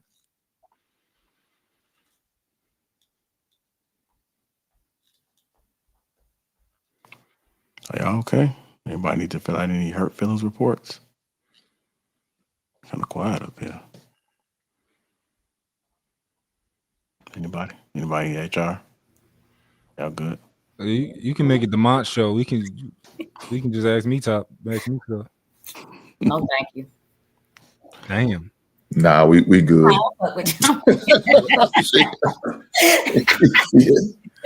Hopefully we motivated y'all to start talking then. I mean, because it's gonna be the Mont show. I mean, you gonna teach dudes how to save these hoes. We good. Yeah, you still got your cape on, bro. It's all good. Look, I was gonna be like the cape out. Teach y'all how to get compliance. That's what we gonna do. Oh, That's shit. the word for 20. Look, See, the thing is, you ain't gonna get compliance. You only gonna get. Hold on, right quick. You only gonna get compliance. You only gonna get compliance by being real. Should be getting. Coel, don't let him talk. Don't let him talk, Coel. Go ahead. Stop. You only gonna get compliance by being real. Coel, you don't hear me talk because I'll be whooping his ass. You're only gonna get compliance by being real. And I heard you be real this last time when you said it. You said what you said. You said I've came across those type women and I hit it and quit it. That's being real. Like a month ago, I heard you say one time. You said what you say. You said I ain't never came across a woman that ain't acquiesced to my program. You know, and that give the bad when men say shit like that. That give out the bad. How can I put it? That give out a bad image. You know what I'm saying? Because they be like, damn, if I meet her and she not doing this when I meet her, it's gonna. How can I put it? I may just gotta X her out, or I can't even deal with her because she acting like this. No, men need to know the truth. And when you say, "Oh no, I never came across a girl that ain't," it makes men think they gotta be something that they not. You know what I'm saying? Instead of saying, "Yeah, I came across these women and I slept with them, but I haven't given them a real relationship." That's more realistic to tell young brothers instead of, "Bro, I ain't never came across a girl that ain't acquiesced to what I'm saying." Because come on, man. Coel, what did I say? You said something along the lines of, you didn't hear nothing I said. There we go. Is my mic along the lines is not good enough, Coel. It's not good because I mean, if you're an intelligent human being, you ain't even got to be intelligent to know that if you said something and you say something along the lines of, it's a metaphor, and you could put two and two together, and you could even think back. Do you think like this? If you don't think like that, you could say. But you said it though, bro. Yeah, I don't think that way. So this is the thing. It's so easy. Like words are so important that when I hold on. When I add one word to a statement, it changes the entire context. So when we repeat something that somebody said and we leave out one word, it can change the entire context of what somebody actually said. Do you remember exactly what you said? I don't even know what you're referencing. Okay, then you can't tell me I'm wrong then, buddy. I didn't say you was wrong. I just asked you if that was exactly what I said, and you said I don't know, something like that. Well, I didn't say I didn't know. Whoa, I didn't say I didn't know. I said something along the lines of. He said he can get a woman to. He could control a woman to have emotion. He could control a woman's emotions. I'm not talking about now. I'm talking about he said it on a panel. Well, I'll tell you what I believe, Coel. Now, if I said that any woman I've ever been with, I've always gotten compliance out of them. Now, if people misconstrue that and thought that I've had any woman I've had sex with, I had compliance from, no, not at all. Any woman I've ever been with, absolutely, it's no other option. It's not even possible for me to not get compliance from a woman I've been with. It ain't happening. All right, get to these super chats, then we get to this last topic and get up out of here. Illa 999 says Pearl ain't no dummy. Thomas Ford 199. Boheme out here spreading fake history. Construct Icon with the 199 says women don't take accountability in all races. Kenny 3 stacks $10. Women don't always have to be heard. Some decisions we don't care about your thoughts or feedback. I don't need a explanation. You should trust and follow my decision since you picked me. Construct Icon with the 199. Hit the like icon. Support the channel and the panel. Hit the like button. Marcus Evans $5 says shout out to their brother Hink Willie, Coil, and Miss Pearl for talking logical sense tonight. Good show tonight, JR. Thank you. Shut up. You ugly too. And you ugly. Shut up. Damn. My bad. Y'all talking about zero tolerance? Marcus, thank you everybody but Mark for the you ugly. Shut up. Well, hold on. Why did you lash out like a woman though, Mark? Shut up, you ugly. I also want them to fact check me when they're talking about false history. God damn, Mark. That's the Philly bully coming out. Okay. Yeah. All right, so we're gonna go ahead and especially mute up everybody. We're gonna go ahead and get into this trans woman, or this woman kicking the trans woman out the gym. So let's go ahead and get into this. Oh, Jim! Men! Grown men with big dicks in the women's locker room. And that's why I'm getting kicked out. And I want to make sure the girls know. The fuck? Everybody saw that man in the fucking locker room. No one saying shit. And I'm fucking done with it. It's fucking stupid. It's dangerous. Me naked in front of a man without my permission. But I ain't the one who gets kicked out the gym, y'all. I'm terminated for not wanting men in the locker room. And that liquid isn't water. Men in the locker room. I just had the worst experience ever at the gym, at Gold's Gym, and I think this is probably happening at gyms across America, where like trans women are going into the women's locker room and not really caring about how women feel about it. And it's really hurtful, yo. Like, how you gonna say you want to be a woman or that you are a woman, but you don't give a fuck how women feel? Today I was naked in the locker room. I turn around and there's a man there in boy clothes, lip gloss, standing there looking at me. I'm butt naked. So the first thing I think is maybe there's a worker in here. Maybe I missed the sign. I say the word sir to say, sir, what are you doing in here? He goes, don't fucking talk to me. I'm a woman. I have a right to be in here. Immediately, I'm fucking pissed because I'm butt naked. I feel violated. I feel like weird. Like, I don't want to deal with this, right? So the girls are walking in and they're seeing the commotion and they actually chime in and say, yo, I don't know why he's in here. He's not supposed to be in here. And then I talk to the people that work at Gold's Gym and they don't really have anything to do. They just like, oh, we can file a report about it, incident report. What the fuck is going on? Like, listen, how can you say you're a woman or you want to be a woman and you don't care how women feel? That's nothing more manly than not giving a fuck about how women feel, I'd like to think. And I get it, like, everybody has their own things, and I don't want to say that I know everything about gay rights or trans rights. I'm a lesbian. I've been a lesbian my whole life. I treat people how I want to be treated regardless of whatever their sexual orientation is or whatever they decide. So I'm not transphobic, and I'm not homophobic. I'm not straightphobic. I'm not racist. None of these things. I just believe in treating people how I want to be treated. Why do you guys think it's okay for men to be in the women's restroom? And like, when is the cutoff point? Is it like, oh, you cut off your penis, you can come in here? Why aren't women making the laws? And if you really want to fucking be safe and feel good, why don't we just make trans restrooms? Because it ain't right. The way I feel right now. And don't come into my comments about he gay, he ain't looking at you. I don't give a fuck, bro. It's about a feeling, yo. Like, if you never been a little girl who been touched or been through some shit, you won't understand that feeling. And you've never been a little girl. Hey, yo, look, if she voted for Kamala, she shouldn't be talking. Okay? Tell her to be quiet. All right? And if he identifies as a woman and she voted for Kamala, I don't see no problem. And she looked like she old enough to have voted for Joe Biden, too. So Fuck it. You know what I'm saying? He identified as a girl. It is what it is. Leave him alone. And she in violation. You're not supposed to be recording nobody in no locker room either. You can sue her and that locker room and that gym for that. Leave that girl alone. This what y'all wanted. This what y'all Democrats wanted. Leave that girl alone. I think it's a valid crash out. Shit I ever heard. It's a valid crash out. I ain't mad at her. It's not a violent crash out. She is absolutely correct.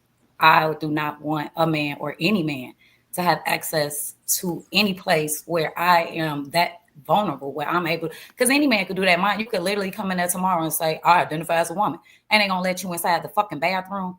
Like, I just want to know where all the trans people were going to the bathroom before this LGBT ABCDEFG agenda was going, because this is ridiculous.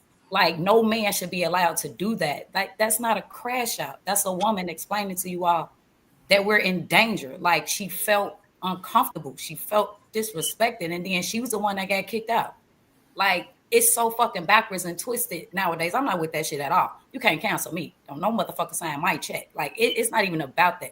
This just is, this like a humanity crisis. Like, what the hell is going on? I don't have a problem with anybody and the lifestyles that they choose to live, because it does not directly affect me to a certain degree. But that right there, you having this universal rule that you want these people to be able to come into, men to be able to come into the bathroom because of what they identify with. I'm not with that shit. I'm not signing up for it. I don't stand by it. I'm not no Democrat. I did not vote. I'm against that shit, and I stand on that. And I gotta go. I'm sorry, y'all, but great time tonight. But I ain't with that shit. Fuck that. But how did she violate though?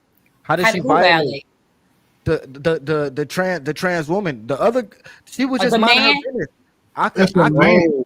You a progressive locker room. Well, a progressive. Okay. It's a man in a girl's locker room. That's a man. That's not a woman. Did you see part 2 of the video? That is a woman. Did you see part 2 of the video? Hold on. Can I speak? When a man bucked up at him, hold on. Relax. Well, push back. Hey, send me the video, Dad. What I'm saying is, in what she's talking about, this guy wasn't accosting her. This was a trans woman going into a locker room like they do across the country. That's my the thing problem. Is, I don't agree with it, but this is what so many of them say that they agree with. So I'm confused on the backlash. I don't want to agree with it. That's why it was a problem. Like, how does she not agree with it? She's gay. She's a lesbian. Why is she?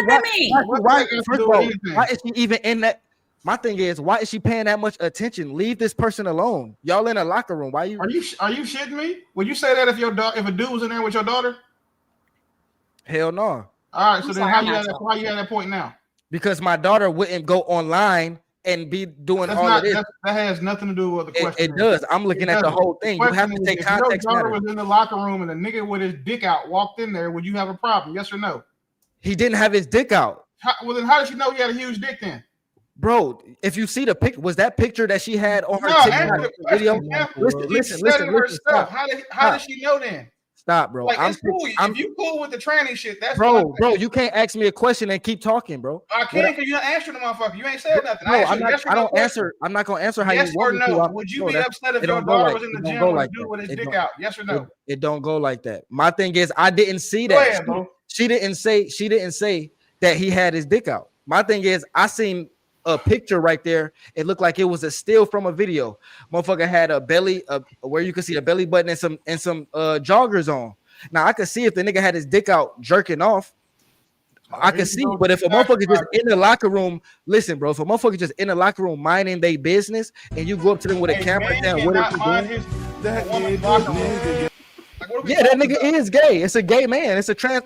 The nigga's gay. We got gay people in this country. Man. Like, excuse what me. are you talking about, bro? Like, if I could just say something, great. I'm going to buy y'all some knee pads for Christmas because I know y'all knees hurt on the floor for these conservatives. I really want y'all to stop these stupid ass talking points. Hey, relax. I don't even know why you doing that because you referring to me having knee pads. Because you referring to me having knee pads, shorty. You can't get that off. What I will do, can't get that off. And like I know earlier, they said somebody hit dog. Cool, you might want to. Bro, I was the only one just talking about the conservative. Now I will speak. Come on, man. And I will be respected because I do respect people while they are speaking. So that ain't being respectful. I Talking don't about a man got knee pads understand. on. Relax. I don't even understand. You can't gaslight me. You can't be disrespectful. And you know what? You And can't now I'm going to put be your name disrespectful on saying I'm being respectful. You were the one that said something. All right, Coel, let her finish. Coel, let her finish. Come on, man. Okay.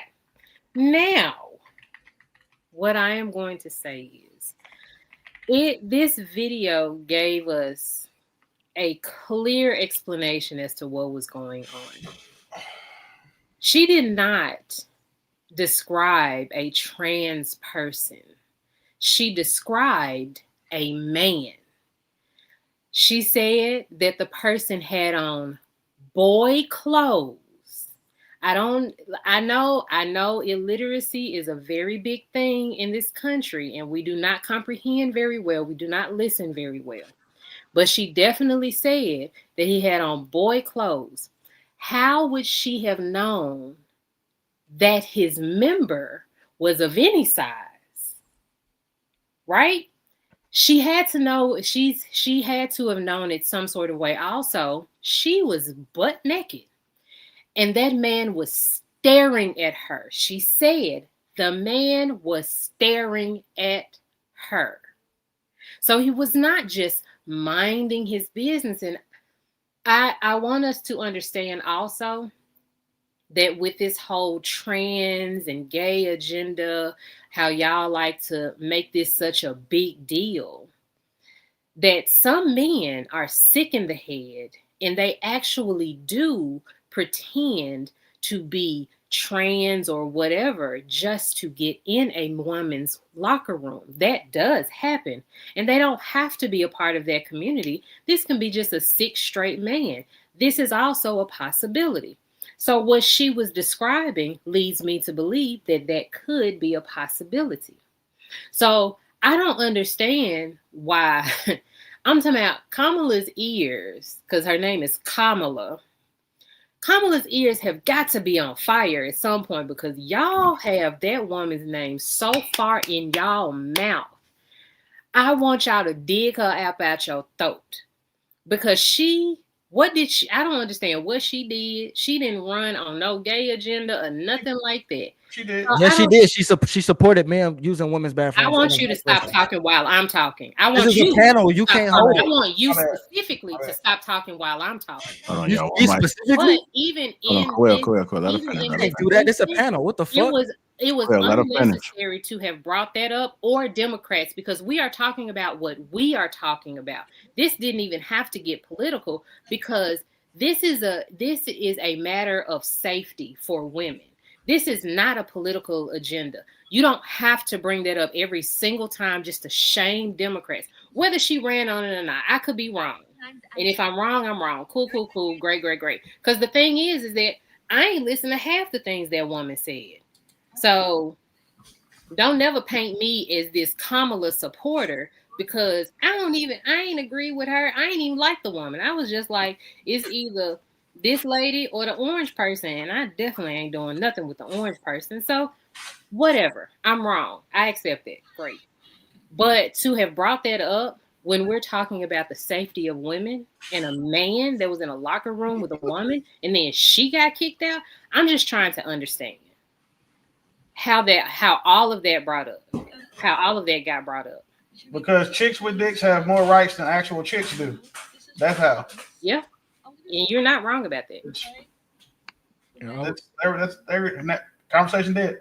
This is what happens. Like the fact that we even made it to where we have to, like, they get to try to change perception and reality with these pronouns and shit. Like, it's just this new trendy thing. Like, first it was gay marriage, and now it's chicks with dicks. Like, I don't see anything. I feel so bad for the LGBT community, because they keep getting stuck with all these fucking weirdos. Like, anything past LG and B is fucking weird. It's like it's the mental illness part. It's the part that's like, oh, I'm too spirited. Oh, well, I should have been a man because my hands is big and my daddy looked like a girl, but I look like my mama who was a man. Like, it's all these weird mentally retarded people that are now have metastasized themselves onto folks just being regular lesbian, bisexual, and gay, which is just a sexual preference. That T and the rest of that mental illness and we are champions. They all are. Will. Like, they all are. Like, we're not saying we. I'm saying we, the society. Or as a matter of fact, you're right.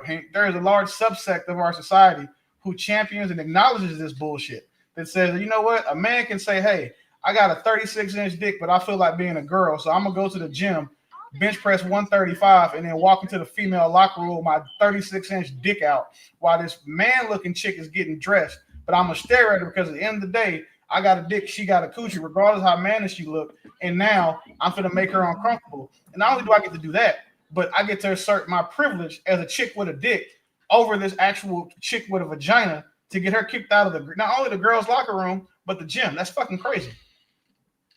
Like, anybody who thinks this makes sense, like, I'm going on record, you are fucking retarded to me.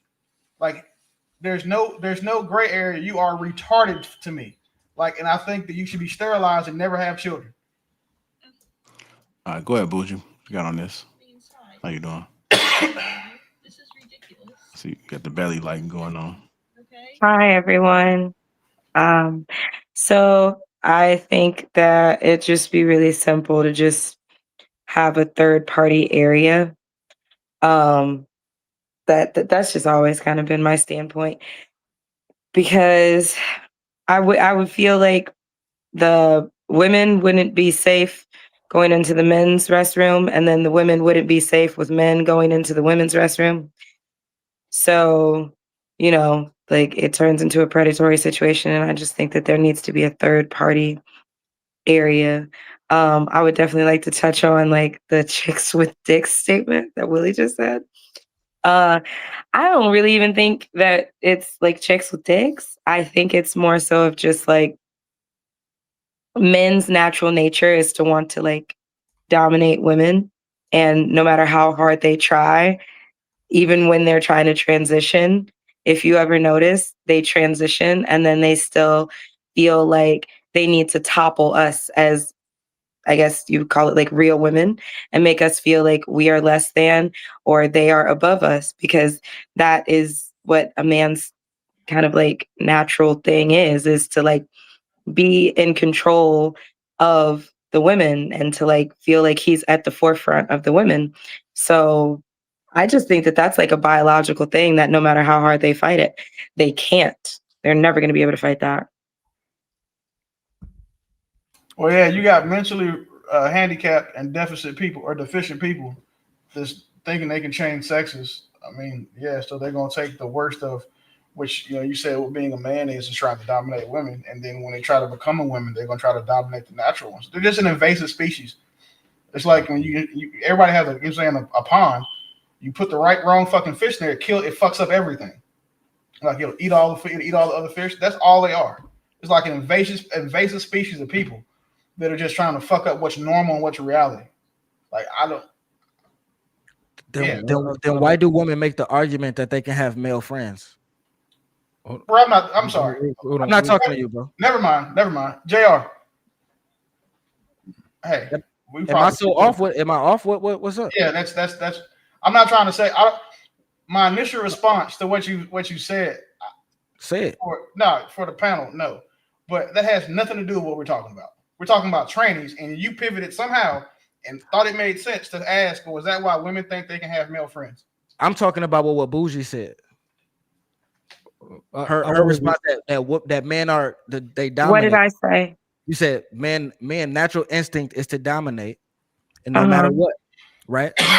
Right. So in that case, if women feel so bad about men dominating, and if they can't control it, why do they make the argument that they can have male friends then?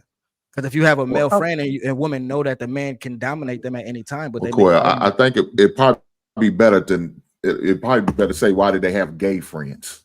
Will probably be better.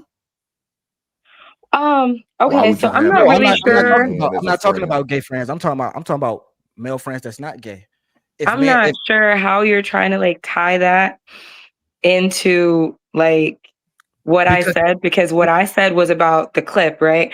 But what you're saying is that if women feel that way or whatever. Now, mind you, I'm not speaking when I made that statement, that wasn't me speaking from the woman's perspective. That was me speaking from what I hear men say all the time, that they are natural conquerors, they are the natural leaders, that they are supposed to dominate us. That wasn't a statement that was coming from what I think as a woman or what women say. So women feel like maybe that they can have male friends because they establish proper boundaries or whatever that case is.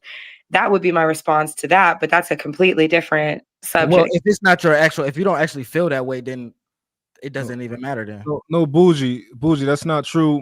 What? Niggas like me. I'm saying if you actually feel, if you don't feel that way, I'm not saying what you're saying don't matter. I'm saying if you don't feel that way, then me not agreeing with what you said doesn't matter. If you're just going off what man said, then I can understand why you said that. I thought you were saying that women know this, like women feel like men are biologically inherent, just want to dominate. I thought that's what you were saying, but you just going off. No, I was saying it from a perspective of like Willie said, it's kind of almost like an invasive species technically, because it is. It's like when you're talking to a straight man has a sense of like direction, and he wants it to be this way and go this way and and no matter what clothes they put on, what surgery they get, I think that is somewhere still lying within them, which is why they tell us, how dare you think that we aren't real women, because what we say, i.e. what a man says, goes. What we think, i.e. what a man thinks, goes, because that's still their brain. No matter what you did from the neck down, your brain is still your brain. I agree. I was just checking the logic. Hold on, y'all. I got some more footage that's similar. Let me go ahead and play these other couple of clips. Like to see dick. Asking you a fucking question. Exactly. Get out of the way. No. Now he knows how to be a man, right? Now he knows how to be a man. Stay out of the women's locker room. We don't want it. He needs to have his gym membership revoked for that shit. And the woman told you. He assaulted me. The girl told already. We already filed reports. No. That's fine. I want the video. You can't get rid of me for this. I'm a woman and I have every right to not want a man in the restroom when I'm naked. There are girls naked in there. Look at them walking in there like it's okay. It's not okay. I understand. I'm not. Is not a true transgender person at all. He just wants to encroach upon women's private and secure space. This person who entered the women's locker room while identifying as female was not quietly changing, not behaving like someone simply using the space. Instead, they were walking around completely exposed, acting confrontational, and when a woman expressed confusion and discomfort, the response was not understanding, but provocation and inappropriate comments. People in the transgender community do not behave this way. Trans women who use women's facilities are there to live their lives, not to provoke or intimidate anyone. They seek respect, safety, and dignity, not to become a shield for someone else's agenda. So the real question becomes, was that individual truly part of the community, or were they pretending to be in order to push boundaries they had no right to cross? Because when someone intentionally claims an identity to enter a private space and uses that situation to create fear or discomfort, the harm is not only to the woman in the room, it harms the entire transgender community as well. Like I said, it was a man. There was nothing that was it didn't even sound like it. That's why I'm like, y'all, trans people do not act. Truly trans people who do not operate with this agenda, they are just trying to live their life. Because I know the reality. Like, I know what Willie is talking about. What Willie is saying is true. But truly, trans people who are not agents of chaos, who are not there to disturb people, who are not there to be like, I'm a trans and all of this and we got rights, and they do not act like that. That she described was a man, and you can see it clear as day. And I can guarantee you that that person is a conservative. I can guarantee you that they have conservative values. They vote conservatively, and they are there to create just complete chaos amongst people. They want to do what they want to do because I can guarantee you, white men, that's all I'm gonna say. I think it would be impossible for a conservative to have someone to have conservative values, conservative viewpoints, and then decide they want to be a chick with a dick. I don't think that's possible. Yes, it is. So I have a question for men. Do you guys ever think that the men that, like, let's say the men that y'all would assume are like the beta men or like the lesser men or whatever, right? That maybe that's kind of like there's a subsector of those men that know that they can't ever elevate within the realm of men. So like how they said that, like the sports thing was a prime example, that like, you can't ever win against the other men in sports. So then you go and do the whole transgender ploy to be able to win at something in the Olympics against women. No, I don't. No, I don't think that happens. No, men don't do that. That's not common. Only retarded men that are already trained to do shit like that. That's crazy. You're saying that's why men do it. Like that's the reason why. Yeah, that's what I'm saying. Do you think? No, I'm not saying that that's what they're just deciding to up and do. What I'm more so asking is that the men that are already doing it, does anybody ever consider that that is a part of the reason that it's being done? Do y'all consider y'all gay male friend men? Do y'all consider them men, or do y'all consider them girls? I consider them men. No, they're men. They're men. So but y'all get dressed in front of them, take your clothes off in front of them, but they men, right? I got somebody in the background. I'm just trying to figure out they allowed to call you bitch, girl, and all that other bullshit. They'll touch on your breasts and your ass, but they men. You take them seriously? Right? But that's the okay. So I do have a different set of boundaries for what I would consider a gay man versus a straight man, but I don't have like how you're describing it is like no boundaries, but I have a different set of boundaries. Like as you use the verbiage as an example, yeah, like we can kiki and be like, oh bitch, that's so funny, oh girl, whatever. But at the same time, like as far as I do understand that there has to be some level of a physical boundary, but verbiage boundary is obviously way more lax between a woman and a gay man. Well, you know, because if y'all getting dressed in front of y'all, taking y'all clothes in front of them. Matter of fact, some of y'all might even let them borrow your goddamn clothes. So where's the physical boundaries at? There's none. Look, to me, it's all sick. I think all them motherfuckers got mental issues. All of them. I don't give a shit what letter you put in there. They all got fucking mental issues. And unfortunately, women promote this bullshit. They was okay with it. They encourage the shit. They don't talk down about it. They don't put against. Matter of fact, you okay if your son was out there sucking dick. They don't give a shit. That's a part of the problem. That's why we dealing with what we dealing with now. Now, more likely, the daddy ready to put his ass out the goddamn house. You can't live here no more. But guess what mom gonna do? No, don't do my baby like that. He can bring his dick sucking ass back in that room and be fine. Because that's how y'all do. Y'all okay with that shit. Y'all put the white flag out for these motherfuckers. And it's okay. So when this transgender motherfucker, he's a problem now, maybe because she didn't agree with him. Now, I don't agree with he should have been in that goddamn the bathroom. It should, unless there's a rule that with goats saying that he could be in there along with them, or they got a unisex locker room. I don't know what they need to do, but it's all bad because as long as you support that shit, you can't be mad if this motherfucker talk about I identify as a fucking woman. Hey, I'm glad Dan gone because we got to point out, like he got a point. Black women do treat gay people like some sort of fashion accessory, like they like a little Frenchy dog or whatever. Like y'all treat gay men like they're just something. You know what I'm saying? To have all women. And what's crazy is it's cool to be gay until you try to disrespect the guy you know that's straight. And then you like, oh, you sassy, oh, you gay. But it's cool for your friend to be sassy, call you bitch, and touch your titties when you get them done. Or you know what I'm saying, smack your ass when your pants are tight and shit. Like, he did highlight the largest supporters of this bullshit tends to be y'all. See, the thing is, women fought for this. They fought for people in this country to be able to do what they wanted to do. Oh, don't speak on women's business. Women can do what they want to do. People can do what they want to do. If it ain't hurting you, that's all I hear. That's all I hear. So when it's only when it's something that they don't agree with, then they have a problem. But no, you wanted people to be able to do what they wanted to do. So did this lady say that she was a Democrat or something in her? She's a lesbian. She's a lesbian, bro. She's a lesbian. So there's a lot of lesbian conservatives out there too. I don't know. At least for me, I think it was a violent crash out for the lady. I think